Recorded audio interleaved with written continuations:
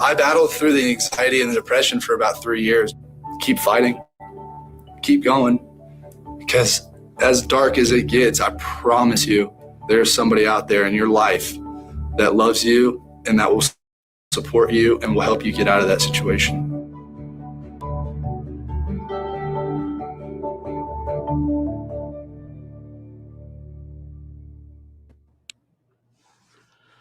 What up, Fantasy Ghost? Commissioner Rhino here, man. That's such an important message. And if you go to HaydenHurstFoundation.com, you can see the full story. It was actually his story on CBS Sports one Sunday that hit home.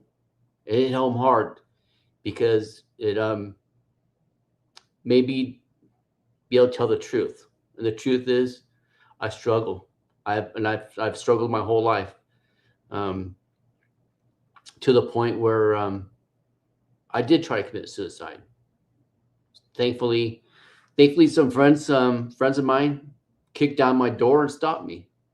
But I've also lost friends and almost lost a niece because of it. Mental health is for real. And today we're going to talk about openly and honestly. So let's get to it, man. I'm honored to bring my first guest on. He's a very close friend of mine, somebody I've known for 20 years probably. Worked with him. I saw him work his ass off all day long and then go to school.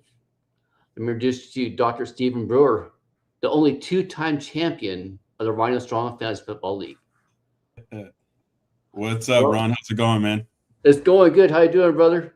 I'm doing pretty good, especially since you notated that I'm a double champ, dude. So Yeah, I appreciate that, the man. very first one too, because it was either me or you to be the first one. Yep, that's true, man. That's true. I feel bad though, man, because the last couple of times that you and I have been in the championship, I beat you, man. So I hope that doesn't hurt our friendship, dude. So.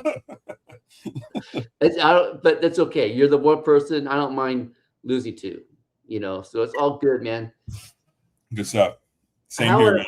Yeah. So how would you define mental health? Like trauma, anxiety, burnout. How would you define it? I try to kind of shy away from the heavy clinical definitions of stuff, when it comes to mental health, because I think that's what kind of drives people away a little bit sometimes.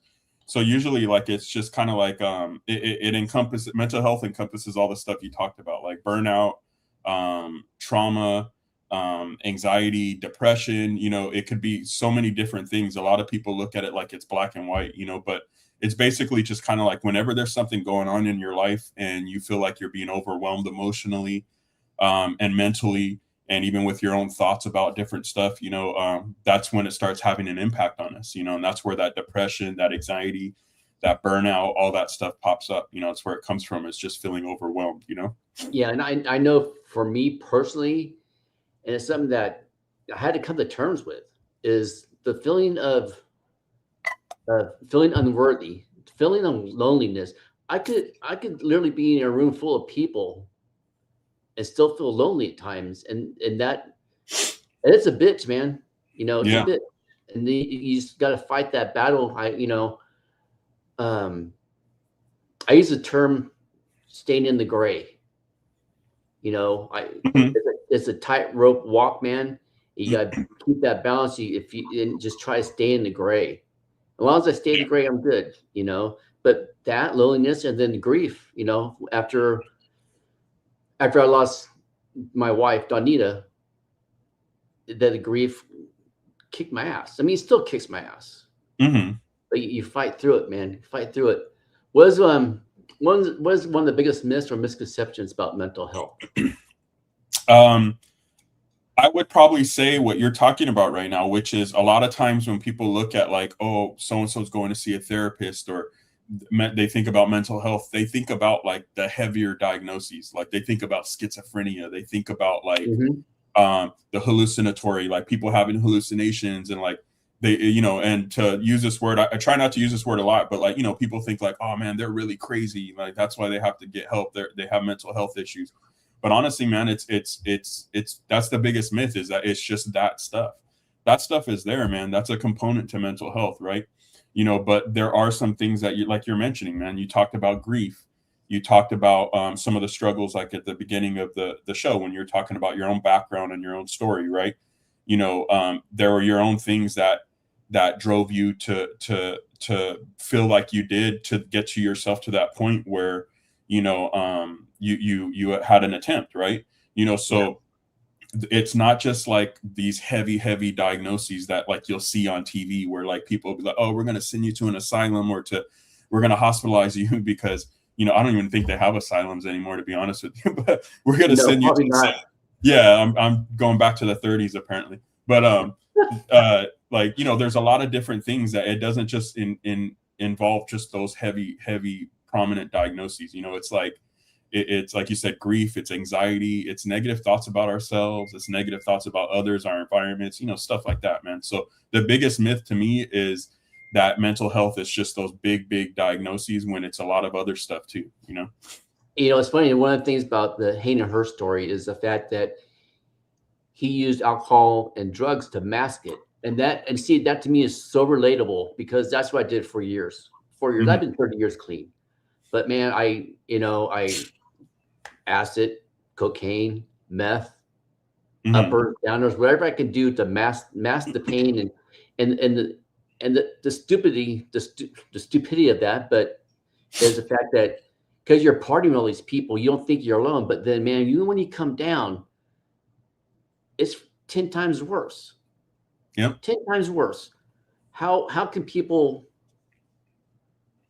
combat that kind of thing? Trying to find what's a good way.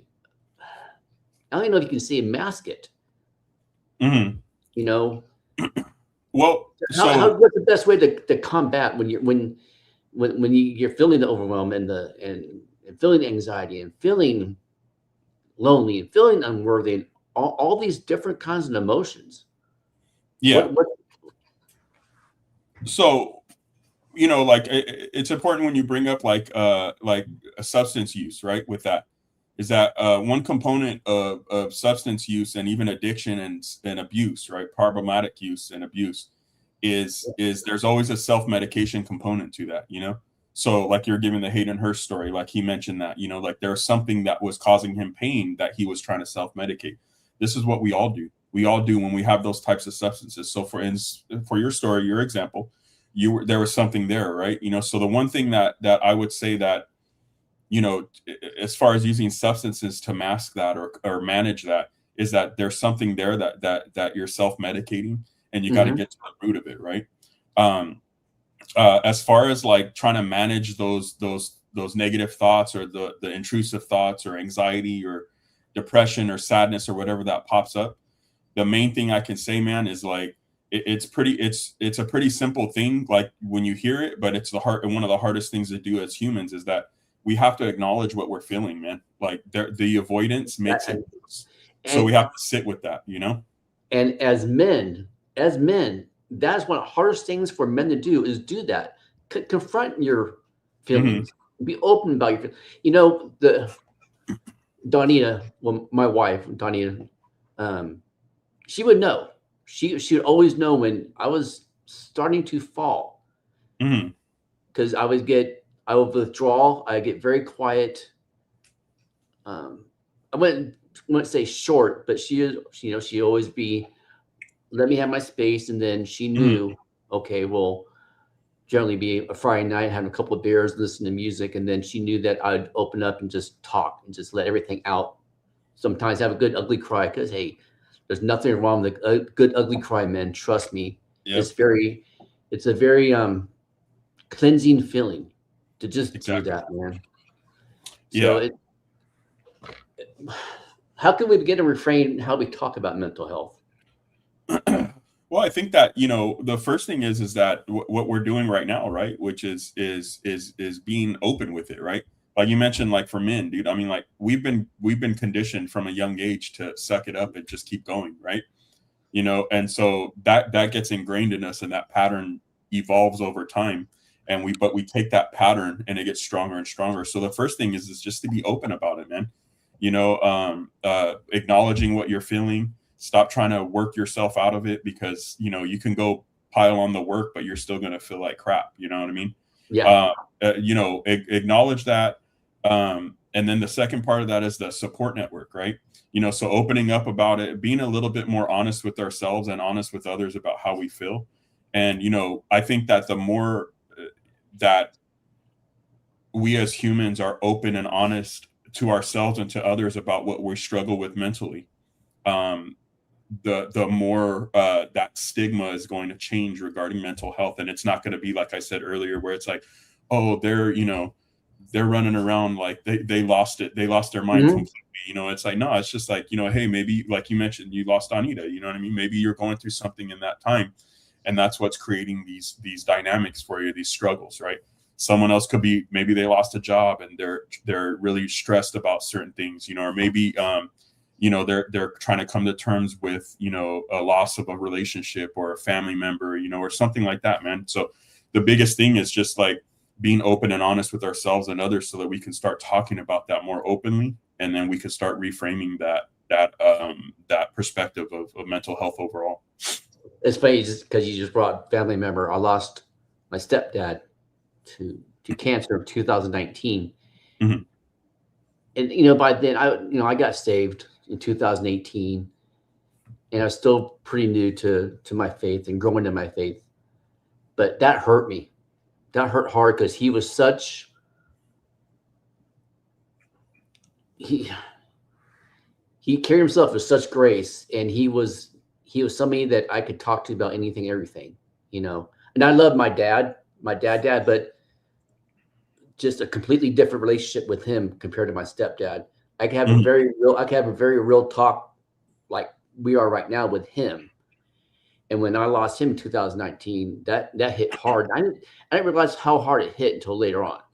You know, but then you know, I started getting in trouble at work, you know, because you remember how you remember how it was, man. Yeah, definitely.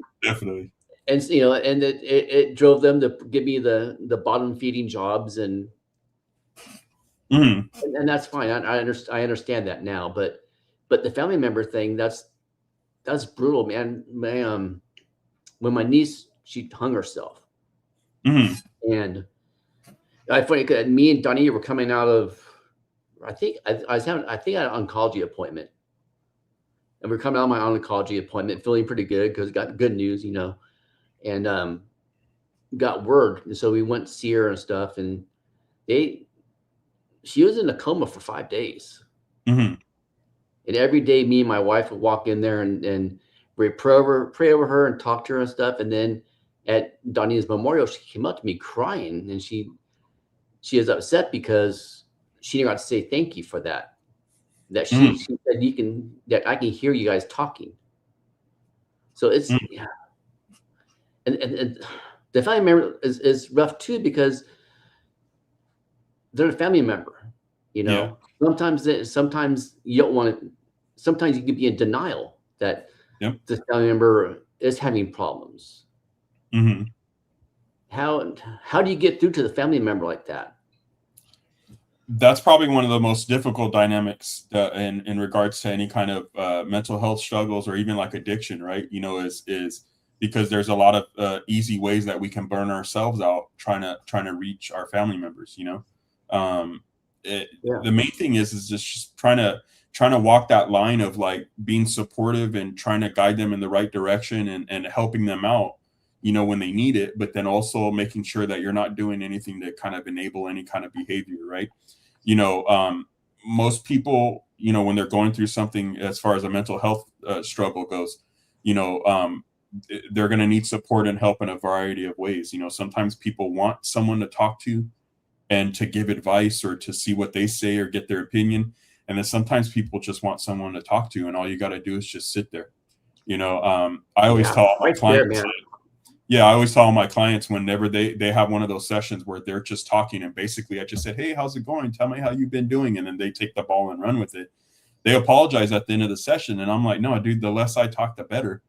Like, I don't need to hear myself. I want to hear you and what you have to say, you know? So like, it's like, sometimes we just have to be there with them too. You know what I mean? So like, it's going to be different each and every time. And with I think with family, it's very easy for us to try to go overboard more than what they're looking for because we love them so much.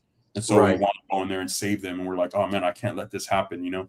But sometimes we have to take that step back and say, okay, do they just want me to sit next to them while they cry or while they're talking to me about what they're struggling with? Do they need to just send this text message and dump all this on me?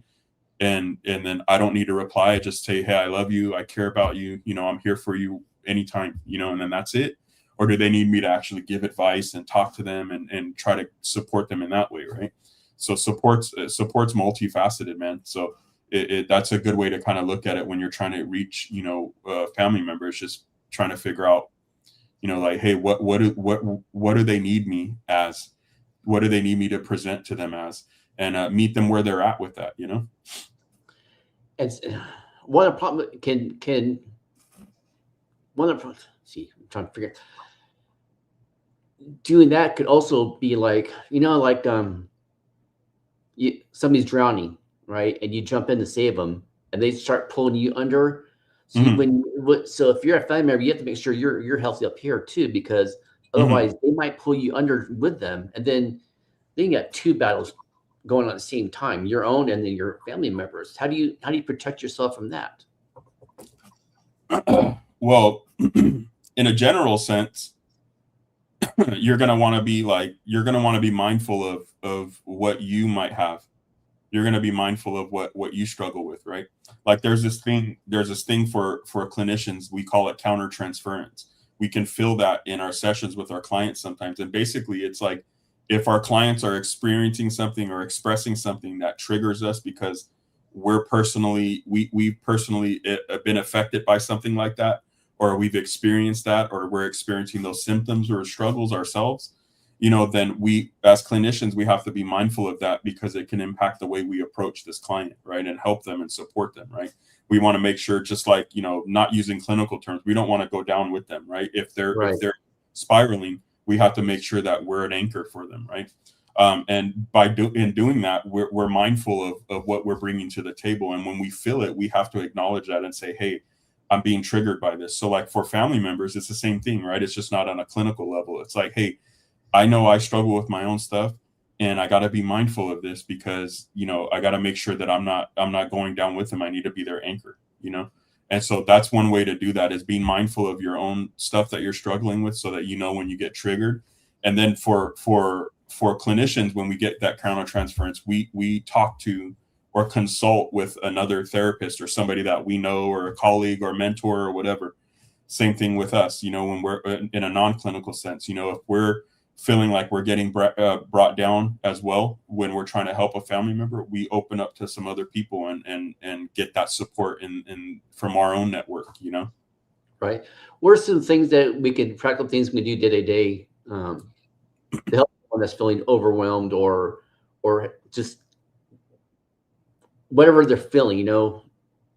What are some practical things we can do?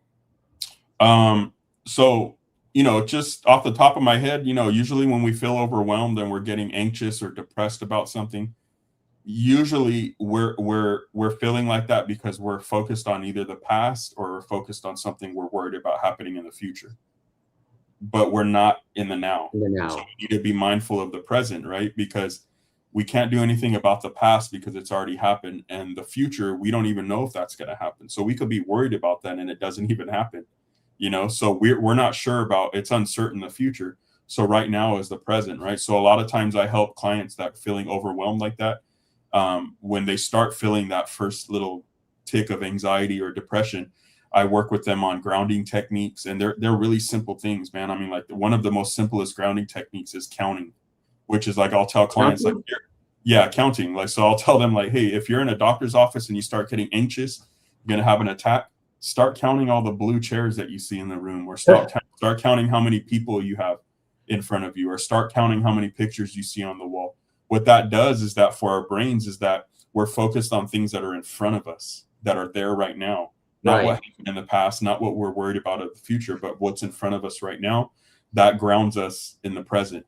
You know, so something as simple as that, man. Anything that we can get where we're back into where we're at now, and try not to try to work on not getting too far ahead of yourself as well with things, those are usually the things that, like I said, like it's either we're triggered by things that we've experienced, which is like trauma and all that, or future possibilities or outcomes that we might look at and think like, oh my God, this isn't going to work out, or I'm going to lose this, or I'm sick, or I'm this or that. And it's like, no, just hold on, stay right here, focus on what you're doing right in front of you, Yeah, that's good shit, man.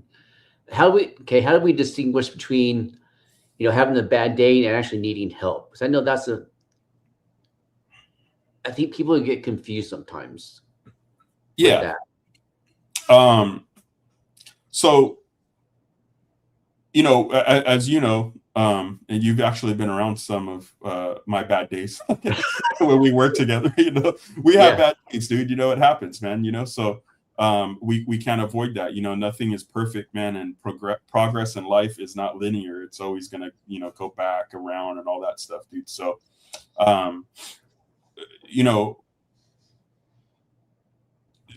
you got to understand like that there's going to be a pattern to our behaviors, right? So if we're having a bad day or a bad couple of days, that's cool, man. That's all right. It happens, and just say, okay, cool. Hey, today sucked, but let's see what happens tomorrow. I'm going to wake up and I'm going to be intent on having a better day. Most of the time that works, right? Where we're like, okay, cool. Like today was pretty good. It was solid. Even if nothing extraordinary happened, like it's still like, hey, I was feeling pretty solid. Yesterday, I felt like I was spiraling, but now I feel like I'm at baseline. Cool. Let's see where this goes, look for patterns. Like if you start having bad days as a pattern, and they're consistent, or like you try everything and you can't get out of it, then it ends up happening where like maybe you need to talk to somebody about it, right? The main thing is if it starts having an impact on your day-to-day life and your relationships and your ability to function, that's when you got to say like, hey, maybe I should go talk to somebody, Right there, man. That was one of the things that Donita would know about me, was the fact that if I was short, she'd say something I would be short, and that's when she would almost begin to okay, he's in it right now. And then she just kind of back off and give me a hug and just let me work it through. Because unfortunately, that's sometimes we think when you're going through it, this is just me. Sometimes you think that, okay, I'll work through it myself. I don't need anybody's help. But you do. I'm telling you, people, you do. Don't be afraid to talk to somebody, man. Don't be afraid. And I'm out there. DM me. I'm very open, and I'm very open and honest about anything and everything about my life, man. So please don't try to take care of it yourself. Don't think it will go away, because the longer you do that, the worse it gets. Yeah. It's funny you mentioned that. My wife, she can kind of tell too. Beautiful wife. Yeah, thank you. You upgraded, bro. You married up. Definitely. I agree. She knows when I'm getting into some of my funks too. And there's it's funny. I have a specific playlist when I'm getting into the funk that I'll play. And she hears those songs and she's like, even if she just hears the beginning of a beat, she's like, hey, you okay? Like immediately it's like, she knows what's up, man. But she gives me that space. And then when she starts seeing certain things, then she's like, okay, I got to step in, So yeah, that's that's how we can kind of figure that out, man, if it's impacting our everyday life, And how what can we do to support a loved one? Other things we do other than what we talked about. Man, I like what you're talking about with regard to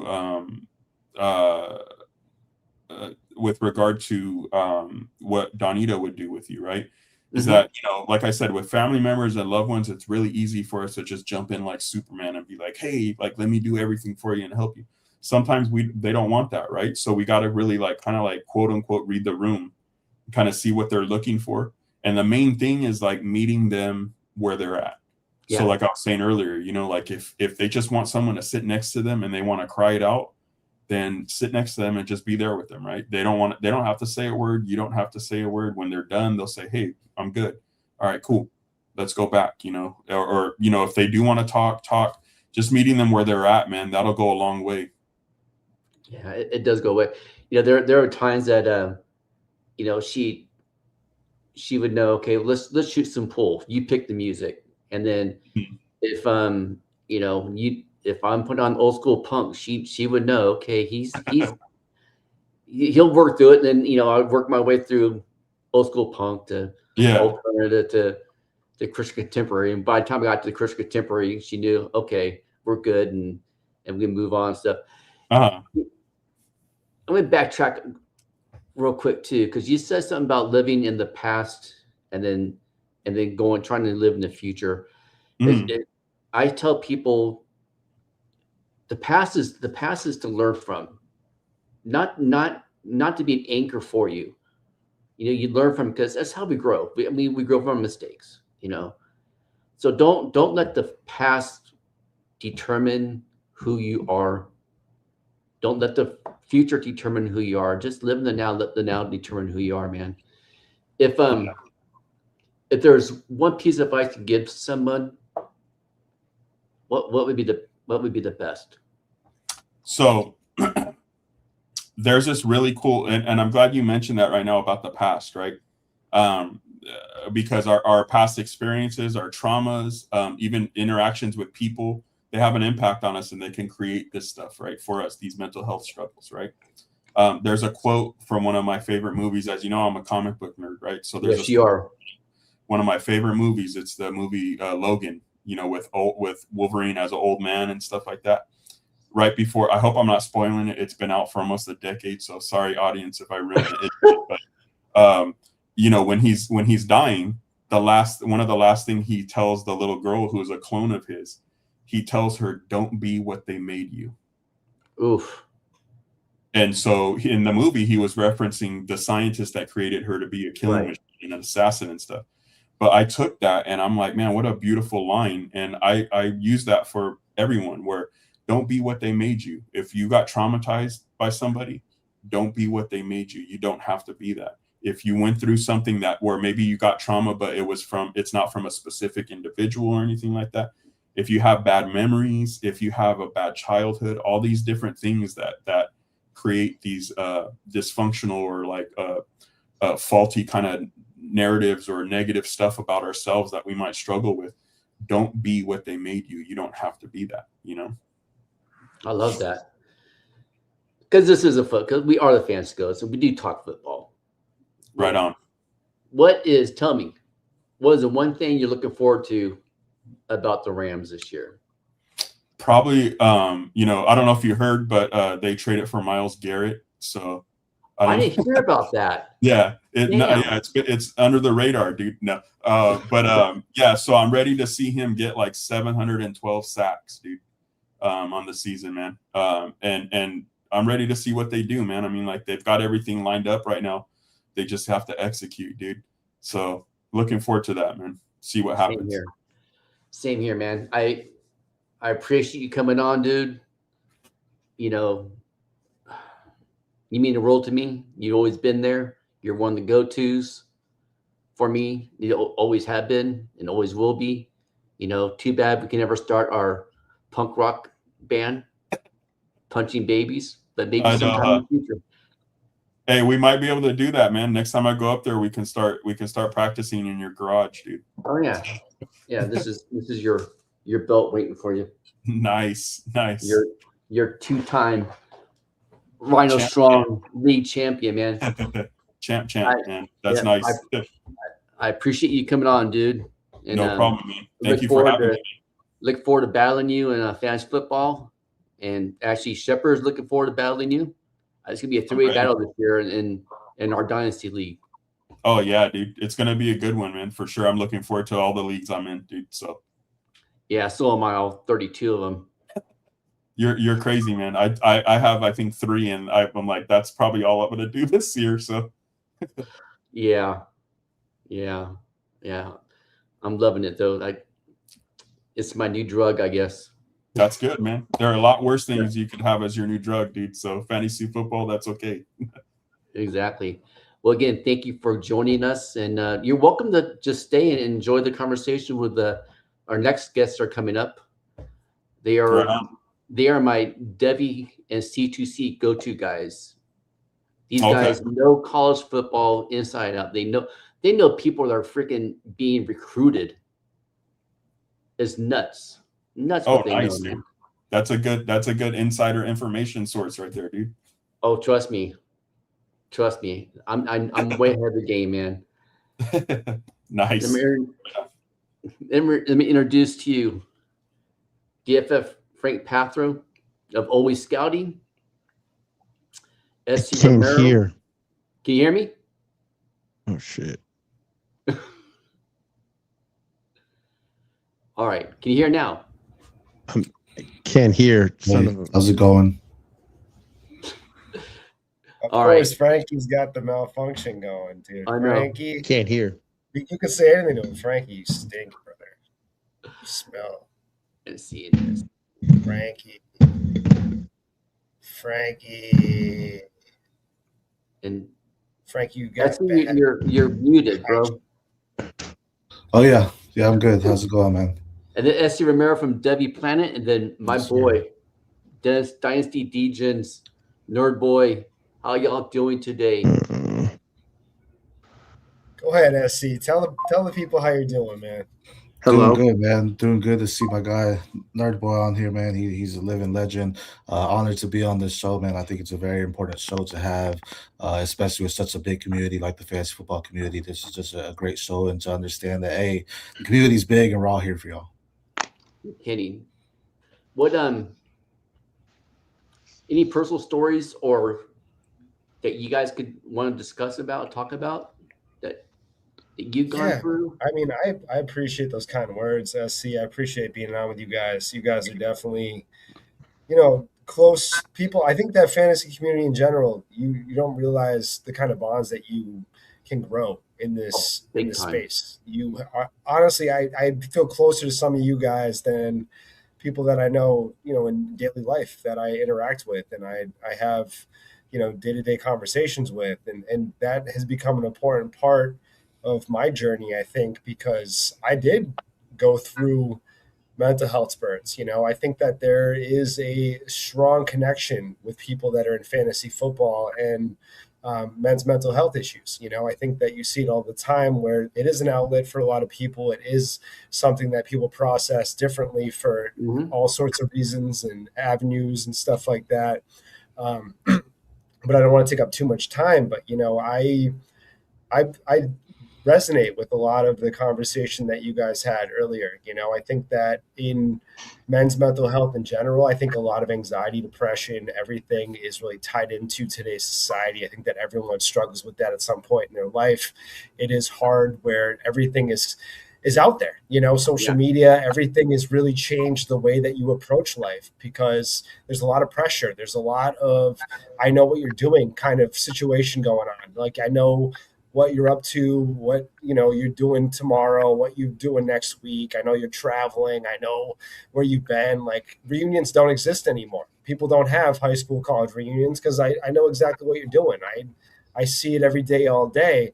But with that, you are connected to people in a different way. And there's a certain pressure that is attached to that. And that's so hard for a lot of humans to really adjust to, or, you're always looking forward or you're always looking backwards. You always think that you're measured up to other humans. And that's tough. And men aren't necessarily allowed to speak on that. I think that there's always been that stigma that you are not necessarily going to measure yourself up, that there is something, I think that everyone does. You're always looking at the next person and saying, how do I stack up against this person? How do I, job wise, family wise, what am I doing? Am I making enough money? Am I okay to talk in the circle? It's just like all these little things that go through your mind, these insecurities, everything.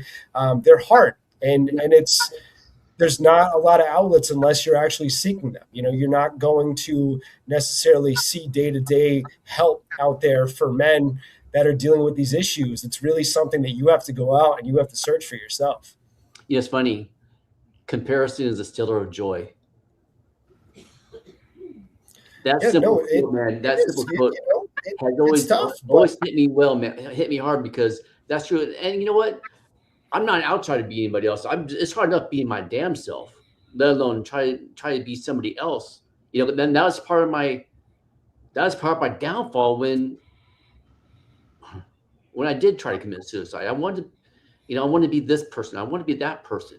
You know, that's one of the things that kept me in freaking doing meth and doing coke and doing acid, is the fact that, okay, these people like me because I'm doing this, and it's far from the damn truth.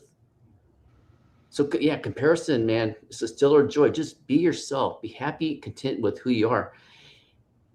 And the fantasy football community, it's crazy. When my wife passed away 3 years ago, or a little over 3 years ago, May of 2023, and she was wheelchair bound. She had brain cancer, so the cancer slowly taking her away, and it hurt. It hurt me hard. But you would think it'd be my best friends that live 10 minutes away from me that would be my support group. It wasn't. It was people like Shepard. It was people like Patrick Pucci. It's people that I don't know. And the fans, especially the fans football community and my wrestling community together, man, they're the ones that were freaking just making sure lifting me up. That is such a beautiful community, beautiful community. All right. Yeah, to hit on that, if I will, I just a little appreciate bit. that. Go ahead, AC. No, I mean, I think it's true what y'all both said about the community and comparisons. And, one time I had to talk with a friend, and I was like, man, you have all this stuff, like you live in a high rise, it looks beautiful, it looks over a city. That's something I want. And his response to me was like, man, you live in a home, like you live in a neighborhood. That's what I want. And it's crazy because sometimes we might think, oh, because this other person has this is what I want. Chances are they might want something you want. So yeah, that Mhm. comparison, you can't draw that amongst yourself, because if you do that, you're never going to be happy with you, right? You just got to keep going. Rhino, about you with the communities, I agree. I encourage everyone to find their community. If you think, oh, no one likes because I like this, there's someone else that likes that, right? I mean, Right. Seeing fantasy football, Pokemon, movies, TV shows, The Office fans, whatever it is, there's people able to find, and you could communicate and just have fun and have a good time with that, and the fantasy football community is one for me, where it's just like we can go in there and BS around about random stuff, but chances are it's like, hey, where do you have this guy ranked?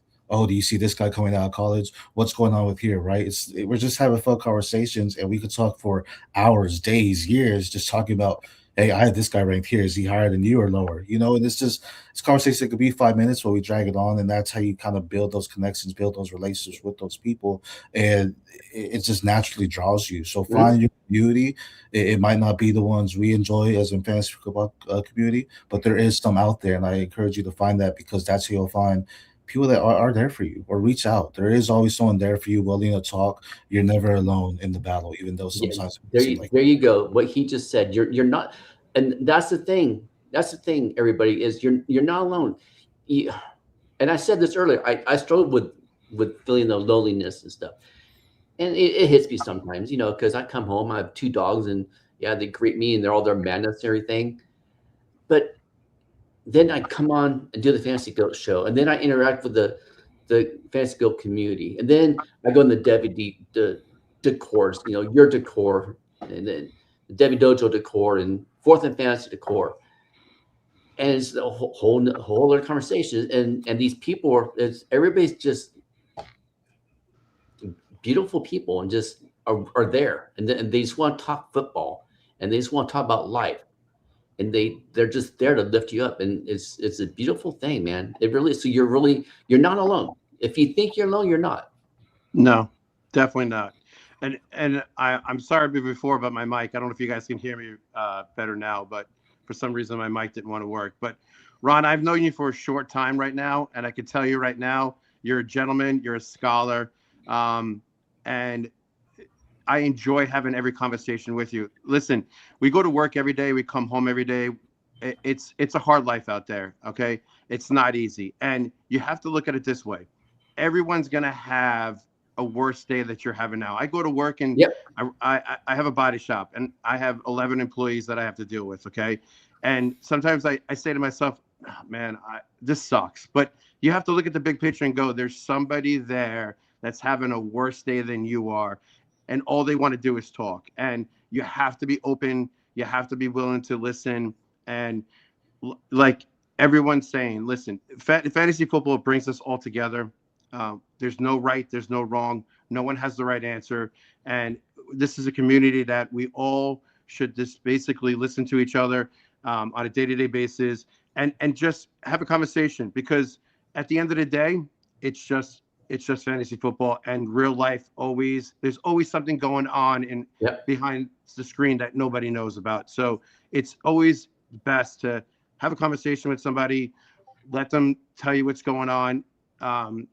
Listen, I would love to have a conversation with everybody too, if I had enough time in the day. But I'm here for if anyone needs to reach out, has a question, wants to chat, dude, just hit me up on X and we'll chat away. And I have no problem with that. And I'll say this too about all your guys' content. You guys do it the right way. I put out a post a couple days ago about there's a certain group out there that will say, if you don't like this guy, you don't know ball, or this or that, and they're rage clickbait because they just want you to click and they just want to sit there and argue.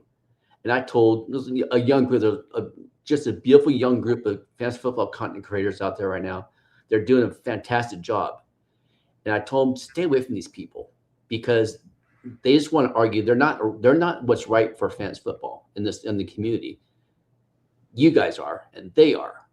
And it's important to distinguish that because it's easy to get caught into that kind of mode and then it just brings you down, man. So does fantasy football help or contribute to your mental health? And if it contributes, what do you do to combat it? So I say it helps because it takes your mind off of day-to-day things and you're focused on something that you really enjoy. So I say it actually helps. Okay. Yeah, I mean, I think that, to piggyback on what you just said, you are a product of your environment, and what you consume is really what you put out for the most part as a human. Because if you only consume that rage bait comment and you sit on that and you bring it home and you talk to your kids with that anger inside of you, if you have that and you talk to your wife with what happened, and it's just kind of like if they carry that over, and that's gonna bleed into all aspects of your life. I think that you have to choose how you interact, and you have to choose who you speak to day to day, whether that's virtual or in real life. You have to make a concerted effort to only put yourself in conversations that benefit you, that grow you, that mentally put you in a good space, that help you become a better person. You have to choose it. It's just like when you're a kid and you're only watching violence and you're only consuming certain content that makes you angry or upset. Eventually that's going to leak into all aspects of your life. And that's what fantasy football is. You can choose your own pathway. It is like, like the books where you could choose your own adventure. Turn to this page, turn to that page. You can choose your own adventure with fantasy football. Mm-hmm. You can say, hey, man, I appreciate the conversation, but I'm just moving on, and go to the next conversation. And if it's not pleasant, moving on. You don't have to engage. You don't have to go into a 3-day conversation about why, this guy's not a sleeper tight end. It's really not that important, man. It's really not. I promise you. You don't have to do it. It's not. That's the biggest advice that I have when it comes to fantasy football is consume what you think you can consume and that makes sense for you and that benefits you. I think that this can help you a lot. I think that it can be an outlet. I think that it can really benefit anybody that's going through it, because like us, we're just guys talking mental health, talking football right now. And you need this. I need this, I mean, I am with family all day on the weekends. I need to come out here and just talk a little ball, talk some mental health stuff, because I don't have that outlet day to day. This is it. Fantasy football is that for me for the most part. Yeah. No, well said there. I agree with it. I mean, there's so many different communities, amongst our discourse, there's different channels in that too, where maybe you're not agreeing with the take, and that's okay. We don't have to agree with the same opinions. That's the beauty of it. We all have our own interests or insights on specific players. So just move on to the next one, or just say, hey, man, it's a good conversation. Agree to disagree. And that's all it is, right? Because at the end of the day, we're all just having fun, right? This is a game to us that we enjoy playing. And luckily, there's just such a broad community of different people, beautiful people that can all talk to you and about different things, and again, just reach out to them, because that's all you really need, is just being able to say, hey, let's talk about, this guy, like he said, the sleeper tight end, or let's talk about, which quarterback we think will be QB1. Will be Josh Allen again this year, or will someone else take that mantle, and continue just to understand opinions don't have to be the same, but respect across the board is what really matters, right? And just respect your fellow peers. Yeah. Yep. Yeah, it's funny because you brought up the jobs and stuff. So I do security for an independent study school here in California, and it's a very high homeless population, very high. And so my job is pretty much to, hey, please, you can't be here, But it's such a friendly reminder to myself that, Ron, look at you, go back inside, go to the bathroom and look in the mirror and look who you are now, because what you just saw beforehand, just a few minutes ago, that could have been you, Mm-hmm. But I was smart enough to walk away, and thank God I did. And the one thing too about, because we all have podcasts and we have partners in our pod, they become family. Shepard's family. I've never shook this man's hand. We have never met in person, though. And I've never met JX, our war chief, in person. But these guys are my brothers, man. Nerd boy, you're my brother. You guys are my brothers and stuff. And that's one of the beautiful things too, is the fact that you meet these people.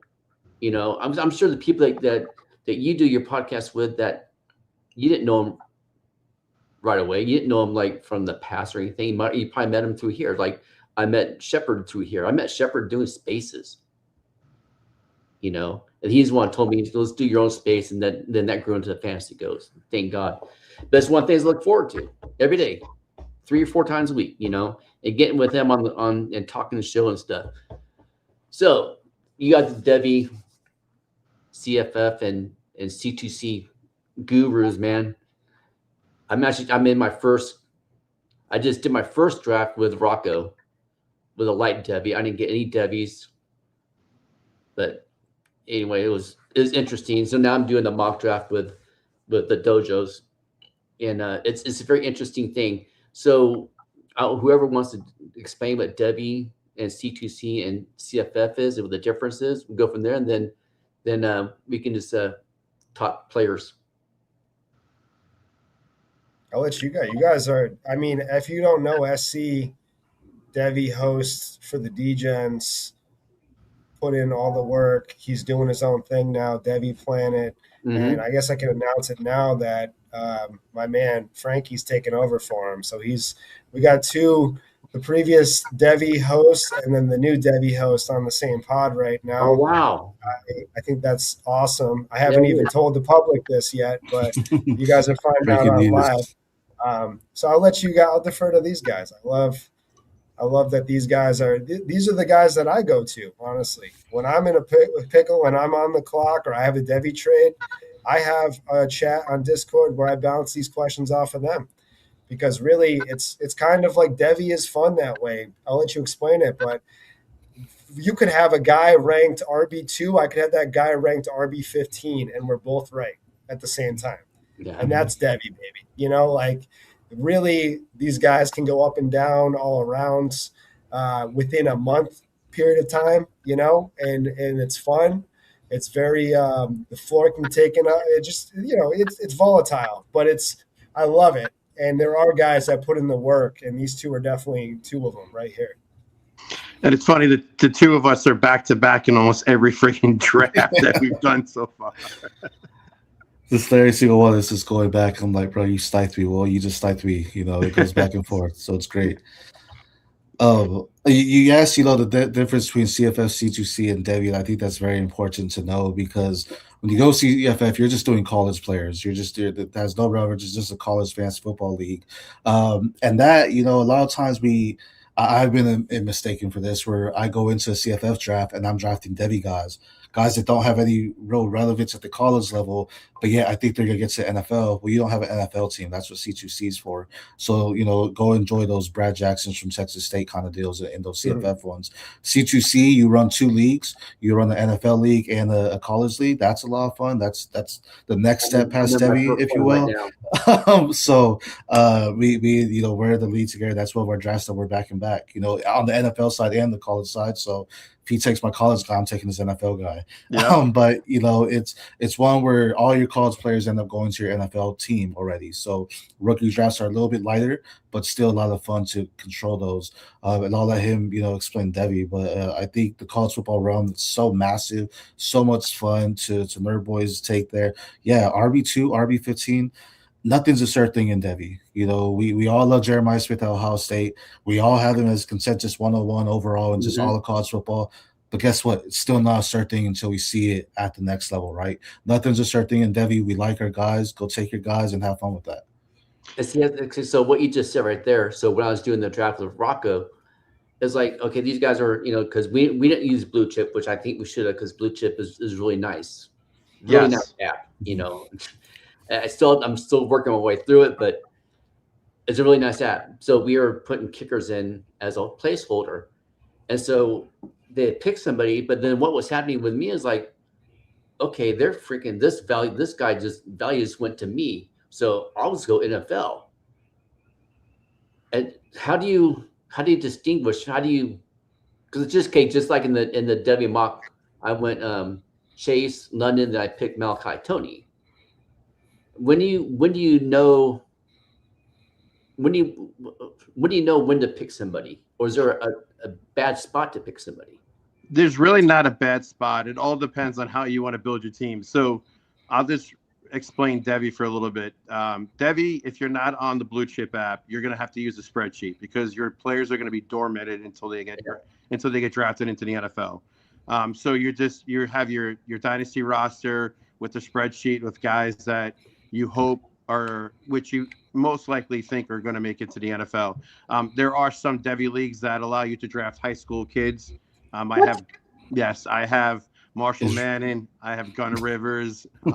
So yeah, you're scouting way before. So that's for the DJs. That's what we do. That's the DJs right there. We have high school rosters. Yes. Listen, if there's a Manning out there, he's going to be on my team somehow. So, but yeah, so your Devis are dormanted until they graduate, until they get drafted at the NFL. And then with the Blue Chip app, you can draft those players inside that app. Now, to answer your question, it all depends on how you want to build your team. Now, you want to build your NFL dynasty roster to succeed. Okay, you because in C2C you have 2 different leagues. You're competing to win a championship in the dynasty and the college side. So if you're drafted in that, if you have a combination of doing that, so you want to try to balance it there. But for the most part, if you're drafting for dynasty, draft your dynasty team to win, and then draft your Devis to fill your pipeline, because that's what the Devi is, to fill your pipeline into your dynasty roster. So listen, if you love Malachi Fields, like for an example, if Arch Manning's there, I'm taking him. So it all depends on where you have him ranked, how you feel about him. If you think he's going to make it in the NFL, it's all your prerogative. There's no wrong answer. There's no right answer. It's how you want to draft that team. Yeah, I got a little game plan going in my head. So we'll see how that plays out, man. We'll see how that plays out. Give me one player you guys are high on and one player you're fading, and why. Xavier Crowell, running back, Alabama. I will draft him on every freshman supplemental draft as possible. I think the kid is phenomenal. He's a stud. He does have a wrist injury right now. That's why you haven't seen him in any spring games.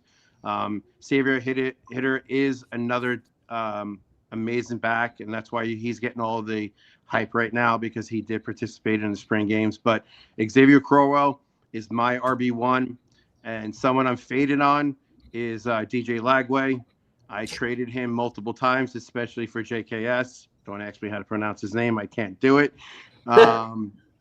But yes, I've seen his name is like, nuh-uh, because yeah, Felix can do it. It comes out of Felix's mouth like nothing, easy. anybody But I that's can't watched say the it. Fantasy Ghost show, Shepard and freaking Jax, they laugh at me, and sometimes they'll set me up to try to pronounce somebody's name, and it's just brutal. I'm just horrible. I try. Yeah, it's easier to say JKS. So yeah, Yes, so it Lagway is someone I'm fading on heavily, and Xavier Crowell is one I am targeting in every single supplemental freshman draft. And he just transferred, didn't he? Legway To Yeah. Baylor, yes, he transferred to Baylor. Okay. He went to was it Florida last With year? Florida, correct? Yes. Okay. Sir. I do watch a little football. Actually, I'm getting more and more into college football. What about you? What about you, Jesse? So Lagway, man, that hurts you, but I agree. I'm hoping he's on his Bo Nix trajectory, and we just forget about Florida, and then he's just all game when he goes to Baylor, man. Shout out my Texas athletes. He went to Willis High School. But a guy I'm high on that the community really is Quincy Porter out of Notre Dame. He was a wide receiver that was Ohio State. Got injured last year, so we didn't see a lot of him. Plus, there was Carnell Tate, Jeremiah Smith, Brandon Ennis in front of him. Jeremiah Smith already gave him kudos during their spring camp last year, said, hey, this guy's the next guy up. He goes in, he puts in the work, he makes sure he's standing on business whenever he's on the field. Guy's a beast. He's drawn comps to T. Higgins. I kind of like him like a Larry Fitzgerald. I just think he's hands, has good body control, is able to go out there and make some big plays. He's at Notre Dame, who I'm not high on Jordan Faison or Jaden Greathouse, two of the wide receivers there that are going back. And really, I mean, Devin Fitzgerald, his son, is actually at Notre Dame as well. So he's a good receiver as well. But I really think Quincy Porter can make a name for himself in that room. And it looks like this year they might try to focus on the passing game after losing Jeremiah Love and Jadarian Price. CJ Carr might take that next step, and he has the wide receivers to do it. A guy I'm fading in the community is, you brought up Savion Hyder. That's one I'm fading. He's my RB4 in the freshman class. I draw the comp on him as Blake Corum. I think he's gonna be good. He's gonna be efficient, but I don't know if he's gonna be that next level. Right? We're still gonna see Jordan Marshall in the game. We'll see what Hyder does. I like Durbo. You can say this too. I like Radu a lot more. He's at USC. Waymon Jordan's coming back. Keem Miller's there. Deshaun Radu's could be a guy that you can look up, and he might take over that running back room. Savion Hyder, I know he's talked about he's one of the big guys, but like Blake Corum, I think he's going to be good. He might be there for them, but is it going to be what we have him ranked as right now? Because a lot of people have him, in the top 5 of the running back overall in Debbie right now, and I just don't see it. Let's see. What do you think of Bettis at Notre Dame as well? Jerome's son. He's good, and Burgess, is there too. That's what I'm saying. I don't know. Quincy Porter to me is the best out of that class. They also got Millen Graham, also from Ohio State. But the room itself is locked in. They really went out their way to make sure they have a strong room. Bettis Jr., he's not his dad, right? He's not Jerome Bettis at all. No, he's not playing running back. He's a lot leaner than his dad was. He's a small yellow bus, not the big yellow bus. but I think they'll have a lot of options this year, so I'm excited to see. But I do think Quincy Porter could be the one that really elevates from that room. They have so many second generation players on that team, because Julius Jones's boys just announced they're going there too. I think one plays the defense. Yeah, I'm not sure where that one plays at. Nerd boy, you want to debate the Hyder? Look like you're going to have a heart attack.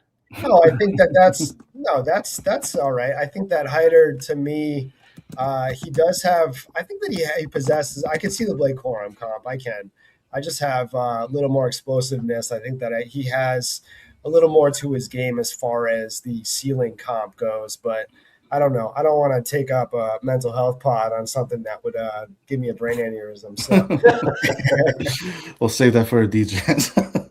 Yeah, we could. Yeah, we'll wait till pod drops. We could do a whole pod and have some fun with it. All right, am I going? I'll wrap it up right here. I rarely talk QBs. I really am talking about getting a steal in QBs, but I want to go Mississippi State, Mario Taylor right here as far as a guy that I like to snag everywhere. He's kind of a lesser talked about dual threat guy where I think that he has a good arm. He has precision. He actually can throw on target as opposed to a lot of dual threat guys.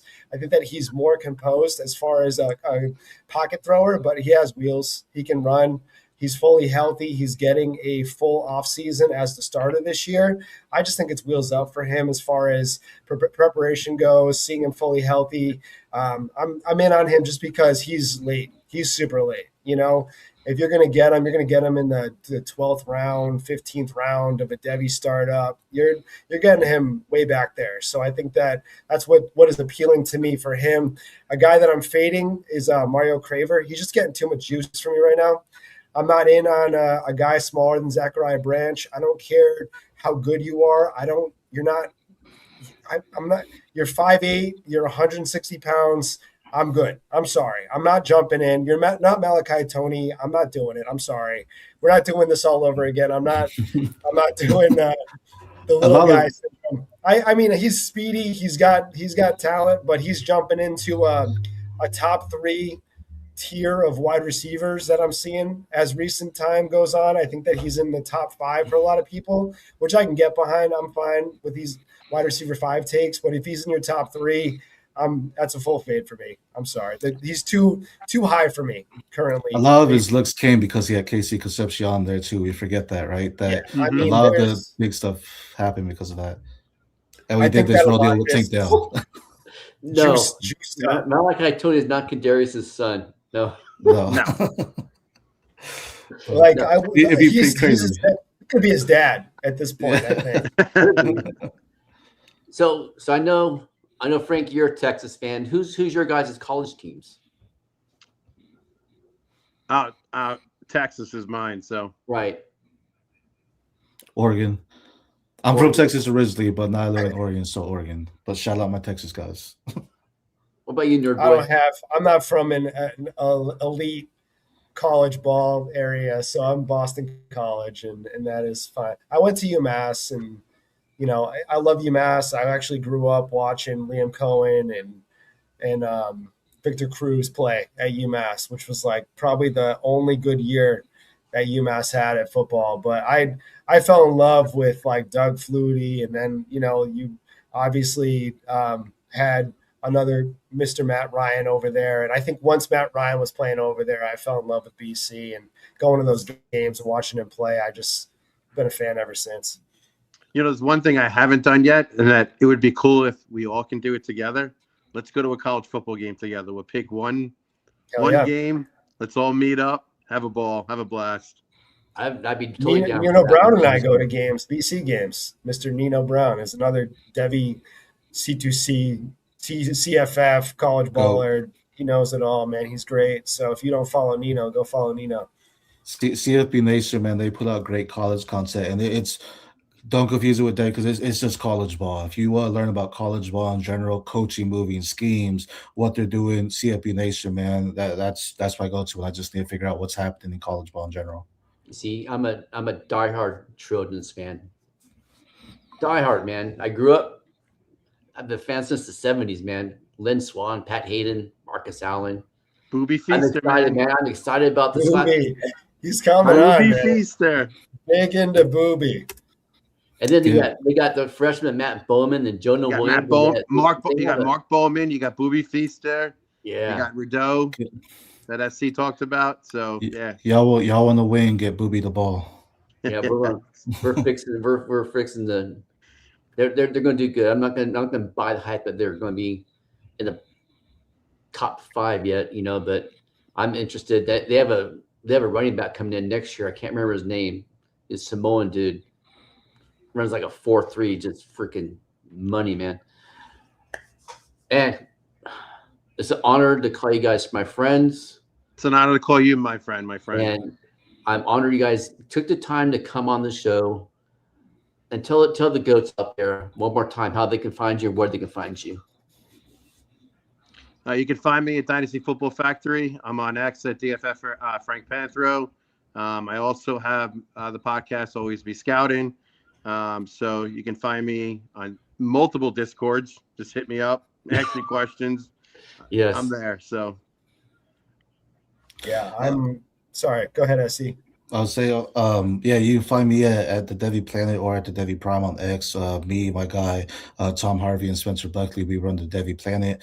We have our Patreon and Substack there. You can also find it at the Devi Planet. We're just putting out content, make sure you know who the next up is. Maybe at the high school level, we have something called the Nebula Watch where we go in and watch the high school tape and tell you what it's all about. But college football is what we live for. We love doing this, and there's so much fun, man. And there's never a wrong or right answer. Watch the game, enjoy it, be a fan of your schools, and know the community is there for you if you ever need it as well. Yeah, I'm at Nerdboy Takes at Dynasty Degens, both on X, and then we have the Discord, the pods going all the time. But if you ever are in the need of somebody to talk to, you need advice, you need anything, you can find me on X and send me a DM. I'll always respond. I always look at requests. I always find out if anybody's sending me important stuff that I don't see. So definitely, if you have any questions or if you just need somebody to talk to, send it over. Rhino, I appreciate you so much doing this. I appreciate everything that you do in the community. You're one of the kindest people out here. And these two Devi guys, I love you guys too, man. I don't think guys say I love you enough. I think that that's important too. Thanks. It is. It is. You guys are loved. I think that that's important, man. I would do anything for you guys. I think that's like something that guys don't say to guys very often. And I told I went golfing. Did 9 holes with my 2 best friends. So we go out once a month in between football seasons. So, and we always end the day, love you, man, love you, bro. And it's very open and honest. And that's you're dead ass right when you say it, because it's important. And goats, you always. I'm not leaving you up. I'm bringing the next group here pretty quickly, but you can DM me too, but you also could message me on Facebook and Instagram at Ron Karras, RONKARRES, and or fantasyghost24@gmail.com. I always check my emails, and if I'm here for anybody who needs to talk. I'm here for me. Again, man, I appreciate y'all. You all have a beautiful rest of your day, and I'll see you guys in Discord. I'm drafting with you too, aren't I, Frank? In that mock. probably. I have so many mocks. I'm in. It's draft season, baby. There's so much going on. Yeah. I was drafting Devi, and there was a C2C league, and I was like, son of a, got the wrong guys here. I think I'm in the C2C league with you, aren't I? The one that the baby or the baby C. Yep. That's the listener leagues. Yep, sure. Yeah. Some leagues I just draft just because I know there's a bunch of ball knowers in there. So I'm just like, all right, I'm gonna mess up this draft board a little bit. Just get a little crazy. All right, Ghost, man. We appreciate you, and you guys have a beautiful rest of your day, and good luck in the rest of your drafts, and good luck for your shows this week. And man, again, man, from the bottom of my heart, man, love and respect to y'all. Thank you. Appreciate you, Ron. Appreciate you guys. SC, Frankie. Catch you guys soon. All right. I'll talk to you guys later. Thanks, guys. Appreciate it, man. Bye. All right, bye-bye. All right, we'll be right back.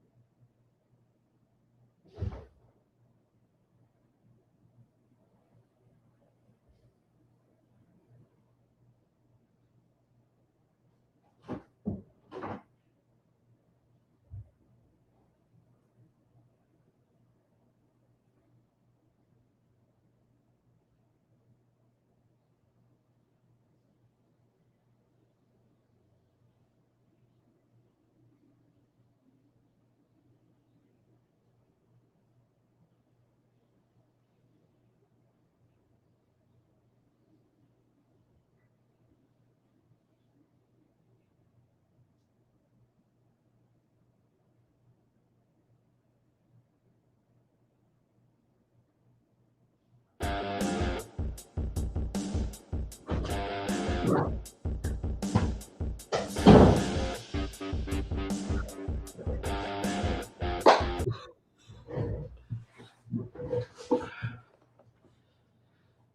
goats, please do me a favor, please like and subscribe and hit those notifications so you don't miss any of our content. What up, man? I take a quick little break, man. Debbie was in, and now we got the NFL boys coming up, man. I'm honored to call these people my friends. What's up, Ball Knower? How you doing, brother? I'm good. I'm good. How are you? I love that you did this. Thank you. And how you doing? Everything's good. Nice, relaxing Sunday. I just saw Scott Hansen's tweet. 11 more until football. That quick, man. And how you doing, headquarters? Hey, I'm doing good there, Goat. How are you, man? I'm doing good. And Bro, I can't say thank you enough for letting us come on here, man. It's been a great show, and I just really appreciate it. Thank you. It's as you heard, it's near and dear to my heart. You know, just something I believe in. I had to believe in, and even though I suffer through it, I had to be out there for people too. Yeah,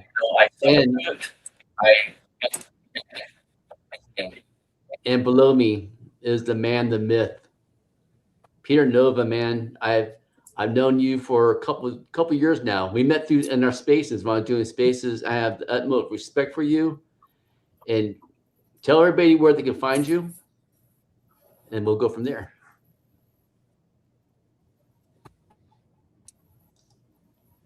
How can they find you guys? Absolutely. I'm might be having a little connection issues. Let me pop out and come right back, okay? Okay. Tell the ghosts how they can find you guys. Go ahead, Sauce.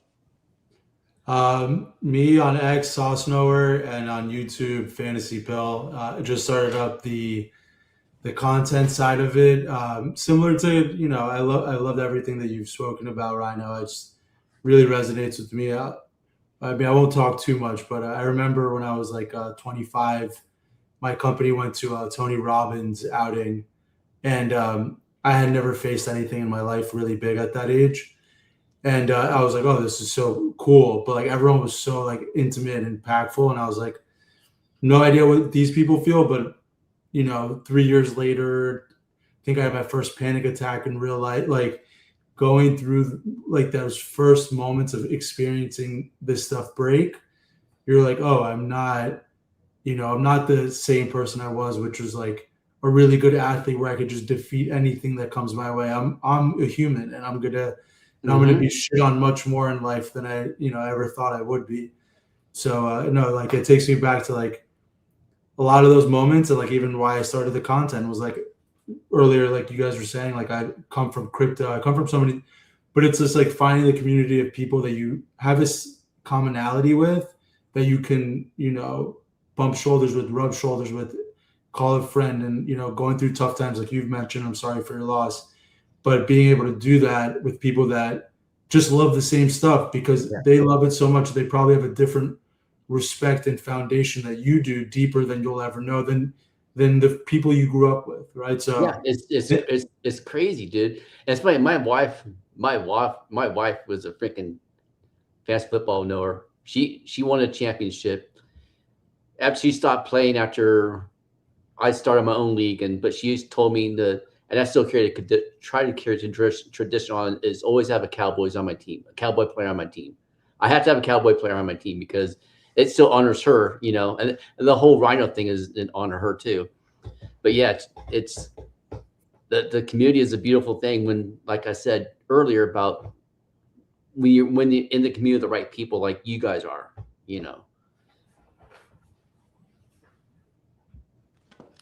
Hey, Rhino, I want to say I appreciate that social media tag that you put us on.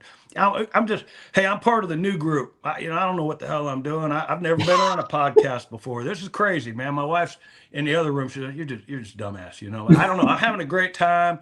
I'm creating content. I'm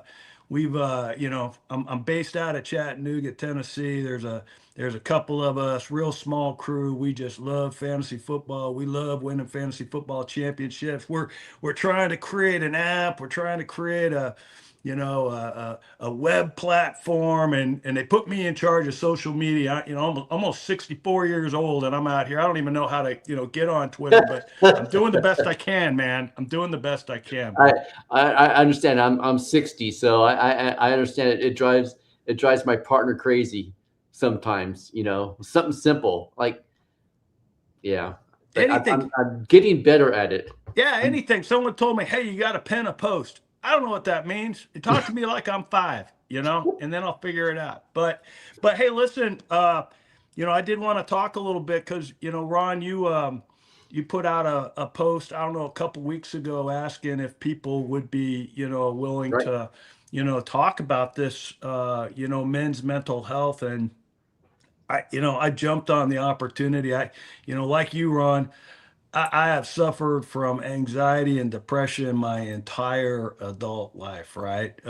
Being a baby boomer, listen, man, I was taught you didn't have any feelings, bro. No. No, you drive on, man. What about my old man used to, man, boy, you don't even know how bad life is going to suck yet, right? You know nothing. And so for years, I lived this depressive, anxious lifestyle, man. I was, you had the doc on earlier, so hey, you got to be mindful, you got to be present, you got to live in the now. I never did that shit, man. I was always in the past thinking about something screwed up, making me depressed, or I was worried about something that was going to happen in the future and it was making me anxious. And the only reason I was worried about it is because something bad happened to me in the past that I was pushing into the future, right? It's a vicious cycle. It's a vicious cycle. Stupid, man. But what happened to me was in 2020, I was involved in a shooting accident. Oh, damn. And nobody's killed, everybody's fine, but I was left with severe tinnitus. And I don't know if anybody out there in the room's got, I'm sure, millions of people suffering. It's ringing in your ears. Yeah, I'm a former Marine, so yes. There you go. I'm a former soldier, right? Exactly, man. But and for millions of people around the world, they handle it fine. It's like you, Ron. It's just an annoyance. Dude, I didn't handle it well, man. I mean, I went into literally a 4-month sleepless cycle that ended with severe suicidal ideations. And fortunately for me, kind of like you, Ron, I had people that took care of me and got me the help that I needed, and I got medication and a great tinnitus doctor and therapist and all this other stuff. And to make a long story short, hey, I recovered. I still got this high pitched screaming in my brain, but I don't pay attention to it anymore. I drive on with my life. But what I learned through that whole process, I was a civilian leader at Fort Riley, Kansas, and I had over 1,100 employees, and people saw me every day, man. Every day, and I'd get up in front of people. Hey, watch out for your buddy. We're coming up on the holidays. It's a terrible time of year. We can't lose anybody. And then after I was going through all this, I asked folks, I said, did you even know that I was suffering? And that's one of the things too, is that we're so afraid of being quiet. That's so being afraid of being quiet, or just being, okay, well, they're going to think I'm a loser. That's why that Hayden Hurst, man, if you guys haven't seen the full story about him, go back the Hayden Hurst HaydenHurstFoundation.com. It's an amazing story. But I don't live silently anymore, but you tend to live silently in that, and it could be deafening. It could act as a damn anchor. Yeah.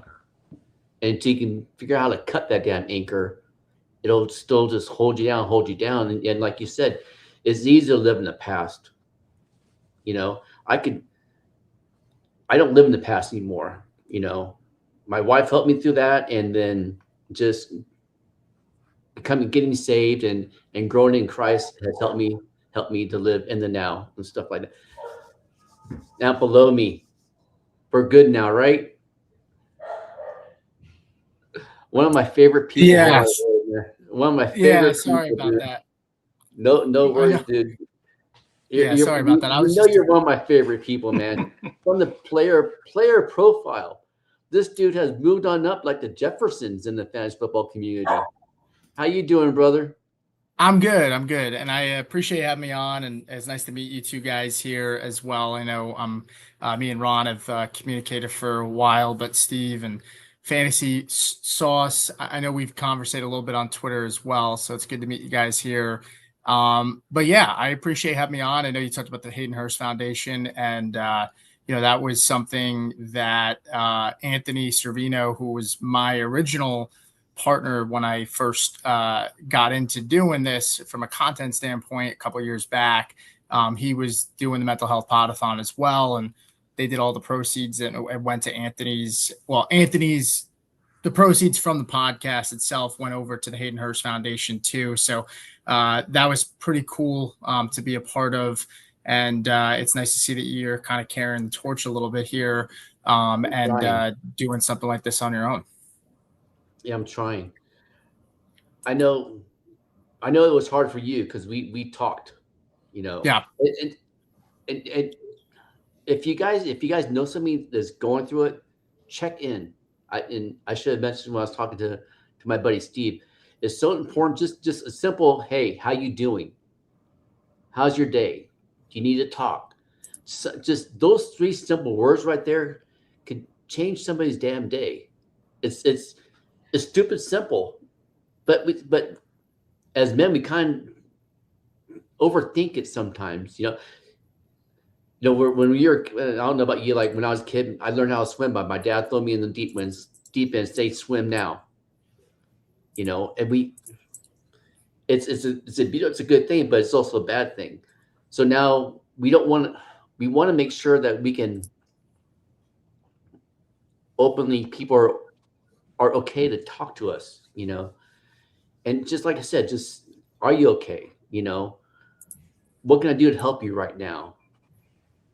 It's so important, and it's just easy. It's easy to do. Hey, Ron, could I add something? Yeah. Here's the most remarkable thing, right? You were a Marine, I was a soldier, and everybody, all the guys are fit, and we're trained to work out and take care of your body. Because if you run, if you lift weights, if you do this, you're going to get started. We can see the light at the end of the tunnel, man. This is good for me.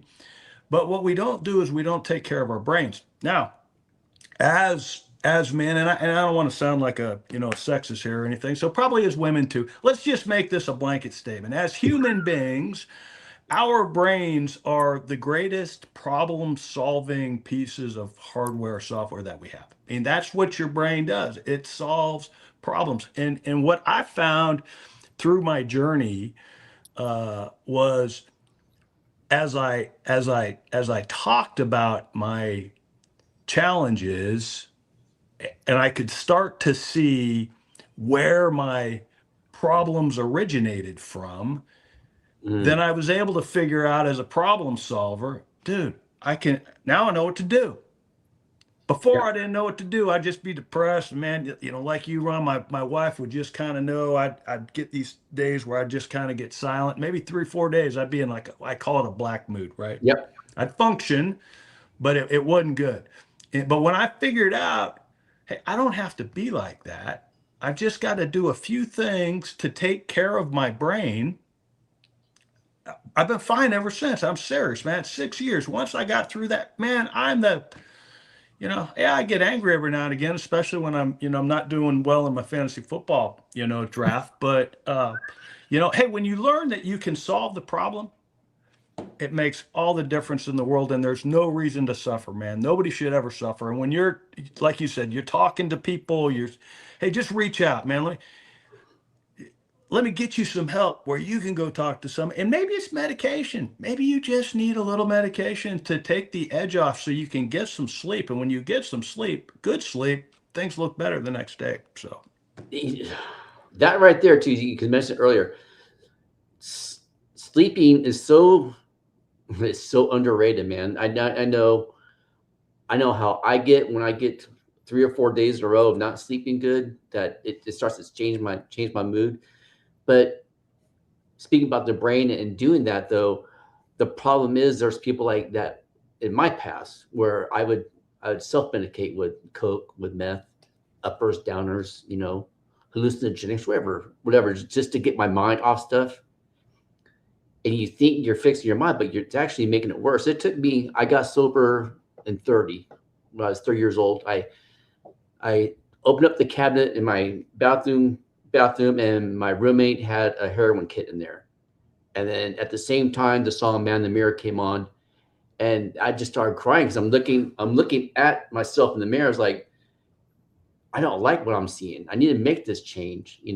I slept on a friend's couch for 2 years to get sober, but the further along I got my sobriety, the more my head got clear. I was able to start fix my head a little bit, but it's still struggle with self-esteem and loneliness and feeling unworthy and stuff, because sometimes there's people out there that might be chasing love, and they chase and chase and chase, and they keep on getting denied, and that brings people down too. There's so many different aspects of mental health that we need to protect ourselves from. And once we start learning how to protect ourselves, we can be open about it and stuff. So does fantasy football help or hurt your mental? I'll let Sauce go for a second, and then I'll give a little bit of insight for myself as well. But I know he hasn't had a chance, at least since I've been on, so I'll give him the floor, and then I'll speak as well. No, I appreciate it. Even like, man, I mean, I do love this topic in general, so I'm glad you did it. It was easy for me to want to talk about it. I feel like people I've grown up with have no idea what I've gone through, because like in the outside world or the things I've accomplished, some people have seen me as like some titan or something. I have no idea, but I've gone through some shit, and it's I feel the closest to the people I've met online. Funny enough, like I hang out with a lot of, like when I moved to Brooklyn 4 years ago, I had one of the darkest episodes of my life, and I became boys with a lot of my New York buddies through crypto and NFTs and like same rabbit hole of sports. Like we were going to Mets games, Knicks games. It didn't matter. We were just, those were like my guys. And, basketball leagues, like that was my escape. And fantasy I've been doing since middle school. So it's something I've always been passionate about. So growing in the community was really adjacent. And like my mom and dad got sick at the same time when I was in like my last year in Brooklyn. So I was like, you know what? I'm going to just go move back. My mom got cancer. My stepdad just got really sick fast. And I moved back to Miami. I took care of them. And in between taking care of them and me going through the first real like depression, I just started going on Reddit, and like kind of what you guys were saying earlier, like that was actually very therapeutic for me. It was going on Reddit and I was going on mental health forums, and I was just chatting with probably young people. It didn't even matter. And I was like, I would come back like after leaving the hospital that day because I like kind of took off work. They were like, "Thank you so much for writing," and I was like, you didn't have to thank me, but I didn't think of it like that. And it meant the world that I was even to make an impact on somebody. So when like an opportunity like this round came up, I was like, yeah, of course. Like I know how much it meant to me when I could just say a few words of going through something myself meant to someone else. Right. So in a nutshell, being vulnerable is super important. Like we got to learn from others what they go through so we can be able to express ourselves and be better humans. And like the fantasy football community, man, like you can talk shit with I'm in a group chat with my boys from middle school where they're shit talking throughout the year, nothing to do with football. And like, it's a peace of mind when you're going through it that you could just go in that group chat and laugh about something. And a laugh is like all you need sometimes. Yeah. Oh God, big time, man. Sometimes I'm laughing at myself because that's just happens, or my dogs. Yeah. So what you just said about, I understand about being a caregiver because I took care of my wife, and it was a lot. It was 24/7. She was wheelchair bound because she had 2 really bad seizures back to back that she really couldn't walk and she couldn't move. And so it was hard. It was so hard.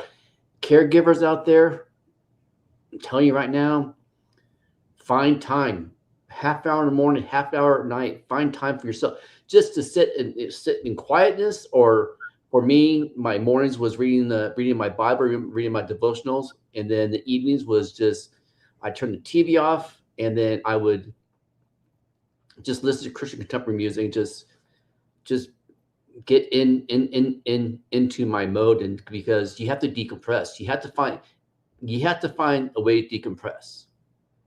Because if you don't, then that's going to drag your ass down. It's going to drag your ass down. Peter.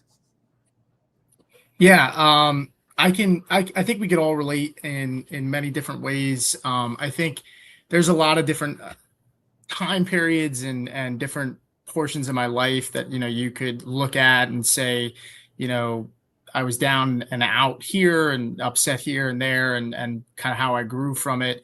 For me, I about 4.5 years ago, we had moved up to our house now, and it was a big change for me. I came from living on the Jersey Shore, being around a lot of people, to kind of being pretty isolated when we bought our house up here.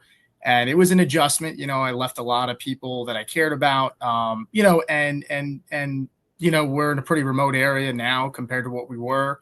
So, kind of just feeling lonely and kind of trying to stay connected with people to kind of keep my mind busy was a big thing. And so, I was working remote for a while too. So that definitely added to the isolation on top of it as well. And I was supposed to have a Super Bowl party at my house. My birthday is pretty close to the Super Bowl. So I had probably about 10 people coming from back home that were supposed to come travel up. My wife was actually out of town, so it was just myself. And for a couple of days prior, I thought it was anxiety. Like I was getting some fluttering in my heart and stuff. And I didn't really know what it was. Pretty healthy guy. I played football in high school growing up. I played a little bit in college. And, for whatever reason, the day that everybody was supposed to come up, I just didn't really feel right. And so I drove myself down to the ER. No, I guess it was urgent care. And they did like an EKG, and, I had some irregularities in my heartbeat, and I thought maybe it's just a little anxiety. I'm not totally sure. But it turned out not to be. And so I got diagnosed with something called like tachycardia, which is it's really just like an irregularity in the heart. And that was a challenge for me, because the medication, as I started to take it, I started to feel a little bit different on the medication, which was also something to struggle with, because you start to kind of feel like that's your new normal in a way. And you kind of start to feel like you're not losing a piece of yourself, but your medication can make it feel a little bit different. So I struggled and fought with that for about 6 to 7 months. I couldn't really work out because I was afraid if I worked out and my heart rate got high, that something would happen, just from an anxiety standpoint. It took me about 7-8 months to really start to kind of feel like myself again. And then, I was on Twitter. I had already had an account for, since I was in high school. So for like 8 years that I had tweeted on, but, I talked football, but I wasn't a fantasy content creator, nothing like that. And so I stumbled across Anthony Servino, who, had said they were looking for people to come on Face Off. So I reached out to him. He brought me on. There was a spot, there was an opening, they needed somebody. So I said, yeah, I'll try it. So I started doing podcasting. Anthony welcomed me with open arms, and that just kind of became my outlet. It kind of just became a place where, I had an ability to kind of connect and talk about something I was passionate and I loved. And Anthony really brought out the best in me. We had some passionate conversations. It was fun. We had a lot of support from the community. I know Jamie's in the chat. I know Jamie's been, somebody who was a big supporter of the show as well. And so that was good. And it carried me, and I started to feel really good. And I started to enjoy it, and I started to kind of feel better in general. And the community in general just has been a big outlet for me. And then kind of fast forwarding, obviously, last year Anthony had passed away, which was sudden and no one was really expecting. And, myself, Michael Hoff, Steve D'Angelo, those are two of the guys that were with Anthony even before I joined. It was a process. It was hard to go through. We were there for the funeral. Hoff spoke at his funeral, and they had met through fantasy football like 10, 15 years ago. So they became really close too. And, it was hard. I mean, going through that, it's still tough to this day. I mean, I miss Anthony. There's nothing, there's almost like a hole. It's hard. I meet a lot of great people. I do a lot of shows with people that are really good at fantasy and really fun to talk to, but there's never really anybody that fills that void. And so that's something I still struggle with. Because I know that it's never going to be the same. And so you kind of just have to, get used to it and understand that it won't be the same. But the beautiful thing is that we record the shows. We could always go back and watch the memories and have a laugh and stuff. And so it's always, it's been therapeutic for sure to do that. And the last thing I would say is, we definitely all struggle. I mean, look, on Twitter, there's a lot of negativity. There's a lot of people lifting each other up. Ron, I know you've been, you're definitely one of the more positive people in the community. But we all struggle. I mean, imposter syndrome is a big thing. We all struggle even with just that. I struggle with it. I might have a following on Twitter and I might, be doing content, but still, there's just always something in the back of your head that you see other people doing well, or you see other people put out really good content, and it fuels you in some end to say, I need to step it up. But then also in another end too, you start to kind of get a little bit of that imposter syndrome because we don't know it all. At the end of the day, it's a game. No. We're all just having a good time. We're trying to put out good advice, trying to, have fun with it too. And so sometimes we lose sight of that and realize that, we get a big head or we think that we're solving, the world's greatest issues. But at the end of the day, it's just fantasy football and, we're all just having fun. So, but it's therapeutic and the community is great. And, if you're ever feeling down or whatever, I know, Ron, we talked, we obviously we're brothers in Christ. So that's always been something that we share and can talk about as well. So, my line's always open, and I appreciate you doing this. So, grief is a bitch. This is 3 years ago. This week, on actually the 24th, was when I said my last goodbye to my wife. Well, not my last goodbye because I'll see her in heaven. So it was the community lifted me up. It still was hard. I went and saw her this morning. Before I went to church and stuff, and a lot of times when I need to get my head right, when I'm just something, why aren't my kids? Why haven't my kids? Why haven't talked to my kids, or I haven't seen my grandkids in a long time, and it gets to me. I'll always go see her, but the one thing I'll tell people that are grieving is, do your best to move forward. Baby steps are steps. You don't need to take a giant step, and don't ever let anybody tell you, well, you should be over that by now, because it's something that's going. It lasts. It's something that lasts. How do you protect yourself doing the content? Because you get these people that have 22 people following them that come up and say, you're a dumbass. You don't know ball. I just scroll past them. I don't engage with them. I've learned not to engage them because that just takes you down a negative trail. And I try to do my best to freaking not have any kind of negativity. And you guys see that, how do you combat that? I think one thing that's pretty underrated on Twitter that I've turned it on, turned it off. But one thing that's always helped, I feel like, is if I've dealt with a lot of negativity and I've gotten frustrated, or maybe I've engaged too much. I feel like the last few days or weeks or however, I always turn on the settings where you get notified, you see notifications from people that you follow, and that's it. If you don't follow somebody or they don't follow you, you don't see the notifications. So sometimes that becomes like a nice way to kind of turn it off. and then sometimes I'll turn it back on after a little bit of time because I still want to reply to people if people might not be trolling you. You know, they might just want to have a conversation about a take that you have. But that's one thing that helps me kind of guard my peace a little bit at times is turning that on, because it could be tough out there. It really can. Yeah, because it's so important, man. It's so important.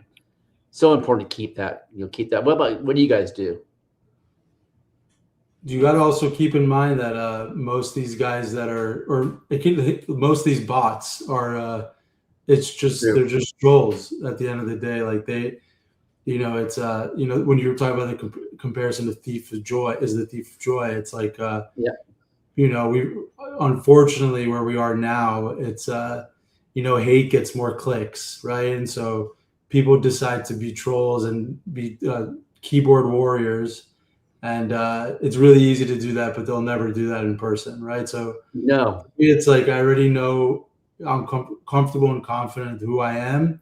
I'm not perfect. But I know that, right? So anybody that has any disagreements, that's perfect. That's what makes it a civil world. Like we should disagree. If we all agree, it'd be kind of crazy at the same time. So how I get past it is like I just continue to move on. It's I got the people around me that I love, right? So if someone online's not gonna like that, it's all good. Just gotta keep moving. Yeah. Well, I don't have enough followers, so we're gonna work on that. I don't get a lot of confrontation. We'll keep the hate low. That's good. I will say, I've made a few bold takes out there, probably wrong, and I get called out. And so, but you know what? My favorite line is, I just write fair, fair point, well taken. I agree. Hey, listen, I don't know everything. I don't know.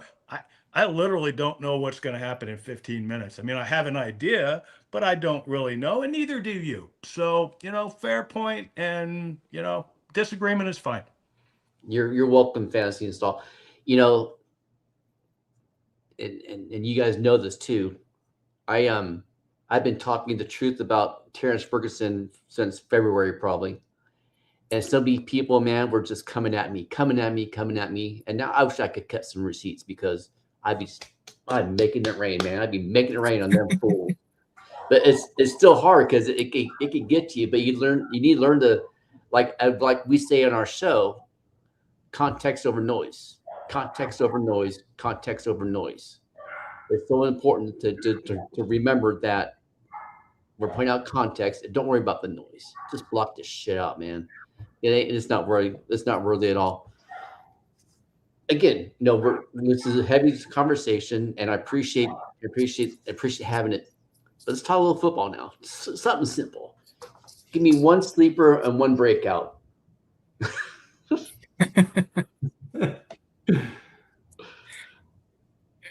I'll let one of you guys go first. I'm gonna go second. Called it. All right. Hey, well, since nobody wants to, I'm the new guy. I'll just jump on it. So what am I asking? Who's my sleeper? Yeah, who's your sleeper and who's your breakout, and why? Okay, so I think my sleeper is Mike Washington from the Raiders. Ooh. I hate to pick a rookie for a sleeper, because I'm just like the guys previously on. They know everything about all the rookies.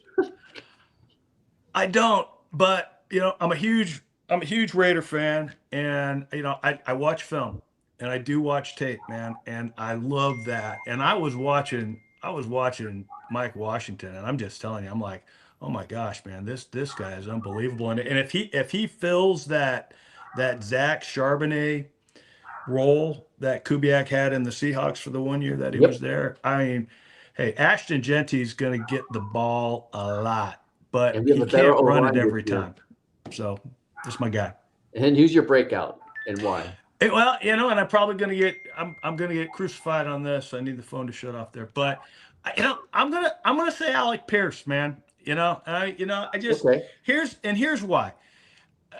Now I am a little concerned about the ankle. He just had ankle surgery, but you know what? They paid the guy a ton of money, so obviously they think there's something here. And if you look at his stats, man, if he gets the ball 7 times a game, He scores a lot of points. And now with Michael Pittman out, and I don't know if he's like the, a real, number one, but he's gonna, if you give him the ball, just look it up, man. You give him the ball 7 times a game, throw it to him 7 times a game, and he does great things. And that's why I think the volume is going to pick up for him.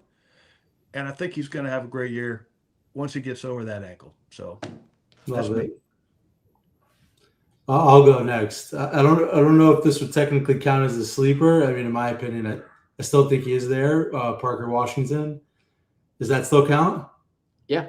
I'd say I guess so. like unless you're really entrenched in our community, you don't know where people really is a sleeper. Someone from high school, like the guys earlier, right? Like, but no, P. Wash to me is just the guy is going to be so elite. He really does remind me of like an Amon-Ra type. And when people talk about sample sizes, I actually was talking. I recorded a video earlier today, and I'll never forget. I think I was in college and watching Arian Foster's ended his undrafted year, ended the season, just fucking killed. I don't know if I can curse, but he just smashed it. And I remember, like in my dorm, wherever I was, I wrote on a big pad. I'm like, draft Arian Foster next season. And like I told all my close boys. Until this day, they all hit me for fantasy advice because of that one call. And like, to me, P. Wash, that sample size of what he did, I just think that Jacoby Myers was a great trade. He's a perfect system guy, good guy in general. I think that his P. Wash really just showed what he can do as a third year. And I think he's just a special talent. I think BTJ is great. I think Liam Cohen made Trevor Lawrence what we all thought he could be. And I think Parker Washington is the truth. Like, I am so Parker Washington pilled after having him last year. I'm drafting him as much as possible. It's the only advice I can give to people.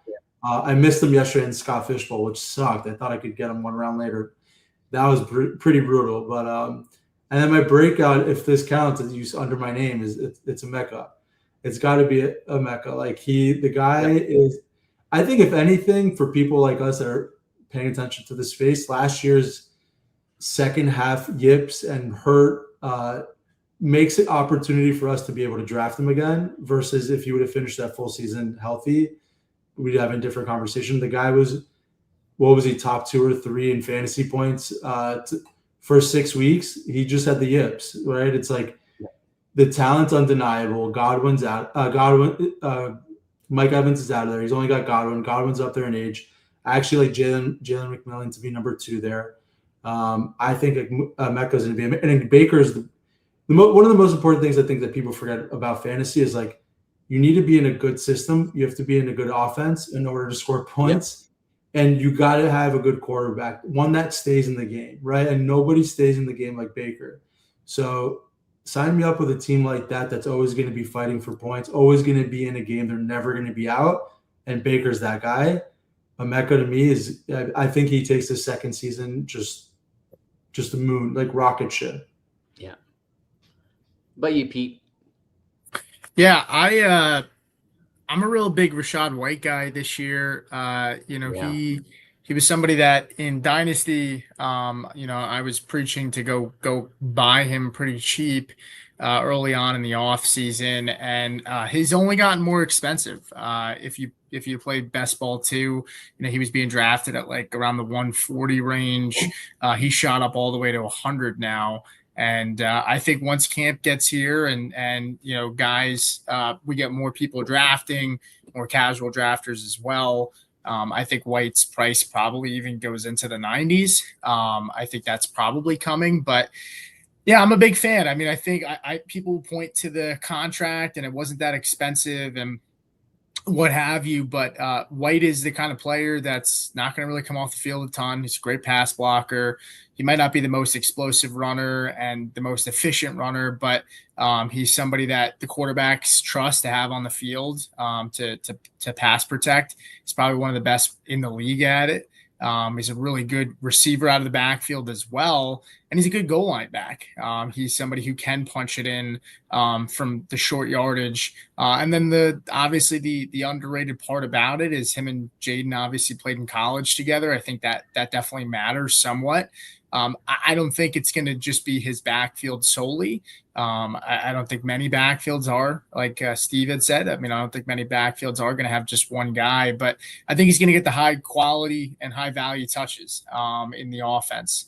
And this is an offense that's going to lack some weapons, especially down at the goal line. So I think he's somebody that I'm definitely targeting heavily in many drafts this year. And then my breakout is Blake Corum. I've been a fan of Kyron Williams for a while. It's not necessarily a knock on Kyron, but I really, really think that we've seen them kind of figure it out with Corum this past season. You average somewhere around 8 to 10 rushes last year, which is pretty impressive given McVay doesn't usually split up the touches too much. He's an explosive player. Vegas has him projected, to go over 5.5 touchdowns. I know this is a whole conversation on Twitter lately, especially the last few days, about Vegas lines. How can we use them to project for fantasy? And we do have to be careful with them, of course. But Right. It is kind of wild when you look at Devon Achane at 5.5 touchdowns, and Blake Corum's actually has a they're projecting him to go over 5.5 touchdowns. I think he's like minus 145, and I think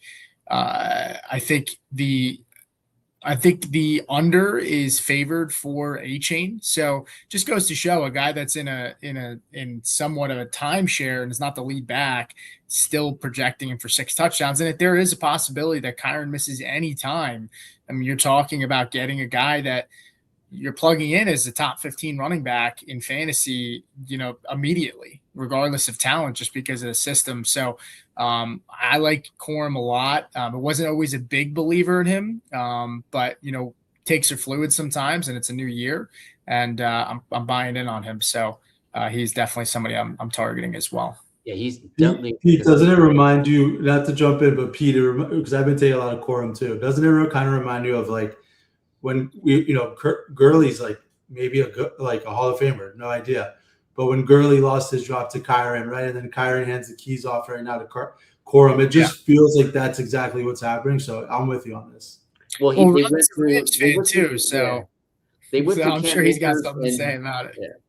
They tried handing the keys off to Cam Akers and Henderson, but that didn't work. Henderson couldn't. He was good for certain things, and Cam Akers didn't want to buy into the we. He wanted to be me and see where that landed him. Now I've said this on air too, and JX is a Rams fan, and Shepard, they both laughed at me, but that's okay. I don't mind. Hunter is going to get some play this year, but who's touching? See, look for he's shaking his head. He's going to get some play this year. McVay likes to hold back his rookies a little bit until they get comfortable. Blake Corum and Kyron Williams are pretty much mirror images of each other. Blake Corum is a little bit more explosive. Hunter is a change of back for them. So he's going to take some touches from somebody. I don't know who yet, but that's going to happen. Now, my sleeper, and I'm the owner operator of the island of Terrence Ferguson. I think people are sleeping on him. They've been sleeping on him. All I hear is there's 5 tight ends in the room. Or what about Colby Parkinson? Colby Parkinson was a thing because Tyler Higbee was out. That's when he got all the play. Terrence Ferguson is going to be the de facto wide receiver 3 on that team. He's a 3rd best wide receiver on that team. And he's a damn cheat code. And then my breakout is freaking Jaden Higgins, man. I love Jaden Higgins. I loved him last year. And I think he could push Nico Collins out the door if he could break out. So those are my 2. And from the bottom of my heart, man, I appreciate you guys coming on. I appreciate you guys being got a question here. What about, I actually like this question. All right. So what about Walker on KC, boom or bust? And okay, I'll ask secondary question this. Do you think Emmett Johnson gets play? and how much play did he'll get? It feels like Pete is the running back guy right now, but I'm gonna go ahead and my bold statement though this whole year, I think K9's gonna have his best NFL season ever this year. I think people are forgetting what Kansas City does, what they did with Kareem Hunt when he was still young and not in trouble. I think K9 I think top 3 finish. I wouldn't be surprised if he's number 1. Like, I'm buying all the K9 I can get. And KC, you know what? When we were talking about like sleepers, if I had to switch out my Parker, I just like, and being that this is a mental health pod, what I love about kids like that are young, and especially I grew up with a lot of athletes and people that are just good people on and off the field. And like, that's what Casey, like when he talked about his stutter and was open about it, it wasn't like defensive. You just see the type of dog that he is. Mm-hmm. And I just can't wait to see him on the field. Like, I wish the Dolphins would have found a way to get him. But yeah, I think Casey, it may not be this year. I'm still going to get him somehow. But I believe in him as just a player, and I think he'll turn into something great. What about you guys? What do you guys think? Steve, what do you got? Well, I hate that question, because, I know, but I did, hey, listen. So my wife has a beautiful redheaded wife, and she is a diehard Kansas City Chiefs fan. Oh, and you're a Raiders fan. It's so bad, man. It's terrible. I mean, they just kick our ass, and it's just horrible. and to know that they've got K9 on the squad, that guy is gonna blow up this year. And Kansas City, as much as I just last year, hey man, they're all you can say is they're coming back with a vengeance. They've been lacking that running back for a while now, and now they got one, and it's going to be. I think Kenneth Walker's going to have he's going to have his best year, because I think Andy Reid is going to run his wheels off, and you got Bieniemy's back there as the OC. There you go. We were talking about this the other day on our show. Is Eric Bieniemy is back, and when he was the OC, when Kareem Hunt was a rookie, he knew where to place people, and that's actually kind of what scares me about the Giants team with Nagy being over there. But what do you say, Pete? Yeah, I like Walker. I'm probably on the other side. I like him. I worry about his cost. Right now I had to double check here before I spoke. But he's like going off the board at 16 right now. So you figure he's approaching high round 2 territory. And I worry about it. I mean, we're looking at a guy who really hasn't really put together a full season healthy. And we're asking him to kind of be the guy for an entire year. I mean, Casey doesn't really have much behind him. That's why I do think Emmett Johnson's going to get some burn for sure. Yeah, and I would if I was a Walker owner, I would want Emmett Johnson to get some burn, because it's no slight to Walker. Everyone always has known it. I mean, he's an extremely talented player. It's really just been about the availability. Obviously last year was a little different, right? It became less about availability and more about a timeshare because him and Charbonnet. But I also don't know if that was also in part due to making sure he did stay healthy. So that's a little bit of my concern with Walker. I like him. I just don't know that I love the price. Chase Brown goes like one spot behind him, and he's a guy that I'm in love with. I think he's a guy that's, you look at Cincinnati, 2 studs on the outside. The boxes are very light because of that. And Brown doesn't really take a lot of hits because of that, I think, because he's a small guy, low to the ground, and the box is never stacked. So, he's getting a lot of pretty decent holes that the offensive line can hold up, because defense has to worry so much about the outside that you're really not, you're going to have a decent amount of secondary packages out there where it's lighter formations on the defense. So that's it. I'd much prefer Brown at the cost. We'll see where Walker ends up cost wise. I mean, it's conflicting, right? If you go on redraft ADP right now, it says Walker's like pick 25, 26, and he's like RB 13. If you're telling me I can get him at that price, absolutely. So we'll see where he settles, when August comes in. But right now in best ball, he is a little bit expensive. So sleeper's kind of weird though, man. I mean, their ADP does not adjust like if they were smart, they would just pull in their somewhat blended before draft season comes, where they're pulling in their rankings from best ball, because Kenneth Walker's probably like in that third round and in sleeper ADP, which sometimes people will look at the board, especially in home leagues, and they see where a guy is slotted and they think, okay, I can wait on this guy because he's going to fall to me. So a guy like Walker, where in really competitive leagues might go high second round, but in home leagues, because of that ADP or because of what it looks like on, say, sleeper, he might fall in that third round. And that's more of a price I'm willing to pay, like a 2-3 turn.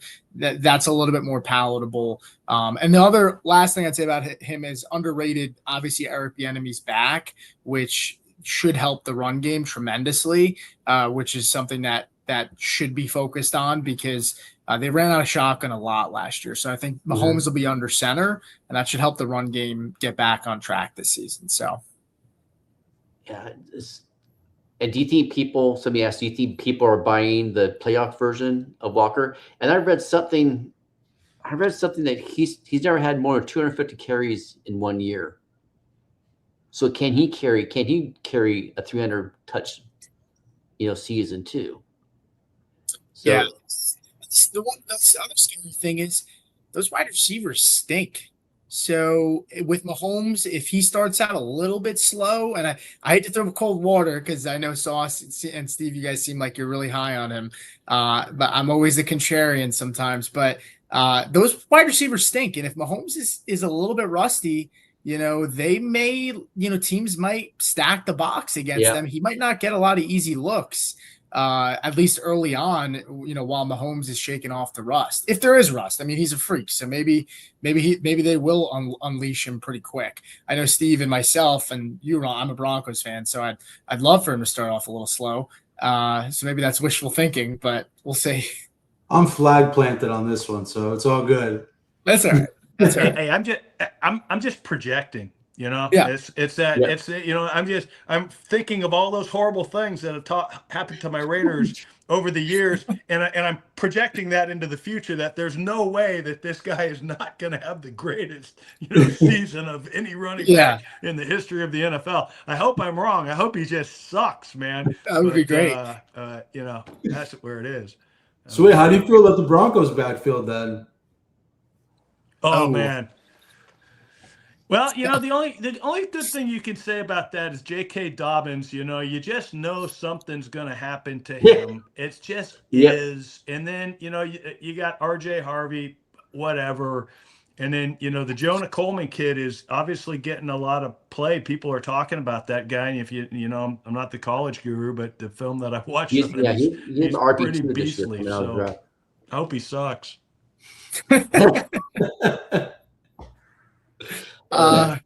I would say it's pretty telling that Harvey's going ahead of Dobbins, and he's not going to be the lead back. I think that tells you everything you need to know. I think there's certainly risk there. I mean, you're drafting Harvey, who's not the lead back, but Harvey's price has also dropped. I think he's somewhere in like the 80s to 85s. He was like in the 60s for a long time. So, that's a little bit more palatable. I mean, I think Harvey had like 10, 12 touchdowns last year. So he was like a top 10 running back, I think, down the stretch, last 5 games. I think he had a couple 20-pointers. So Sean Payton's offense loves the running backs, and he loves to throw to them. So I think Dobbins is interesting. You just have to understand that it's probably temporary, right? You're probably getting an RB1 or a low-end RB2, right? But you know what you're getting. You're going to get the volume. It's points in your lineup every week, like a better David Montgomery, but just more competition and less injury risk with Montgomery. So Dobbins is kind of just that guy that's like, it's not sexy, but hey, I'm going to put him in my lineup and he's going to get me like 8 points. And if he scores a touchdown, he'll get me 12 to 13 and I'll be happy. Yeah. One more question here. I'm not sure. Is Gibson the number 1 running back or what? Gibson. Bob Hope, GOAT. I don't know what Gibson you're talking about. I don't know either. Oh no. Hopefully not Antonio. That's what I thought at first.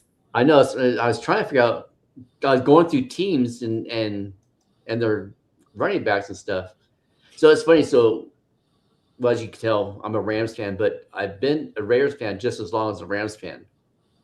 To the left of me, I have a printed poster signed by Tim Brown, and I bought it for like $300. And then that same year, he got inducted to the Hall of Fame. So that price just went up for that. But Oh, sweet. yeah, man, from the bottom of my heart, man, I appreciate you guys coming on. I appreciate your time. I appreciate your friendship. I appreciate how you guys go, especially you two guys, how you guys go about doing things. And Pete's always done things right way in the fantasy football community. From the bottom of my heart, I appreciate you guys. Tell the ghosts how they can find you one more time, where they can find you at. Well, hey, you can find me at DHQ Football on Twitter. You know, and I'm all over the place. I'm on, Reddit, but I don't know how to use any of those platforms. I get on there and I get really disturbed. So I go back to old man social media, Twitter. That's where I'm at. That's where you can find me. And and please be kind. But if not, I'll just write fair. Thanks, Ron. I appreciate you, man. I really appreciate you. Thank you so much for having me on. He is asking about Gibbs, not Gibson. Do you think Gibbs is RB1? I prefer Gibbs over Bijan. I do. And I think you can't go wrong either way. I'm going Bijan. It's fine. That's fair. I'm going Gibbs all the way. It seems like everyone's Gibbs. That had to be someone different. I like them both, man. I've drafted them both at one. I've drafted Puka at number 1 in one of the drafts. Sauce, where can they find you? On X, Sauce Knower, Ball Knower, and then YouTube channels. Roughly, it's pretty new, but it's growing pretty well. Fantasy Pill. I love part of what Steve was saying. I love it, right? So if you love what you do and you can make content out of it, and just like this pod, the reason of it, if you could chat with people that they want to relate to someone that does stuff that they like, be vulnerable, another one of those things, right? And I saw my wife this morning in the car. I know I talk a lot even right now, but God willing, when I have kids, they're able to watch my YouTube videos, whether it got 10 to 100 or 1,000 or more. My kids will be able to watch. So it doesn't matter who watches it. If my kids can watch it one day, it's pretty awesome. Love that. Tell them all the places they can find you. Yeah, and Steve, Sauce, it was good to meet you guys. Steve, I just shot you a follow on Twitter too, so I know we weren't connected, but you got one more after today. And hopefully, if you guys aren't following these guys, make sure you do so. But yeah, you can find me over at Player Profiler. I'm over there, still doing stuff at Face Off a little bit too. It's really just more having a little bit more fun at Face Off. We're still trying to kick that thing back up. Been talking and working with Hoff on that, but you can find me on X at Supernova38. I'm always here to talk, always here to support. If you guys have content, you ever need a guest, reach out. If I can fit it in my schedule, I'm happy to do so. And yeah, keep doing your thing, guys. And it was great meeting everybody.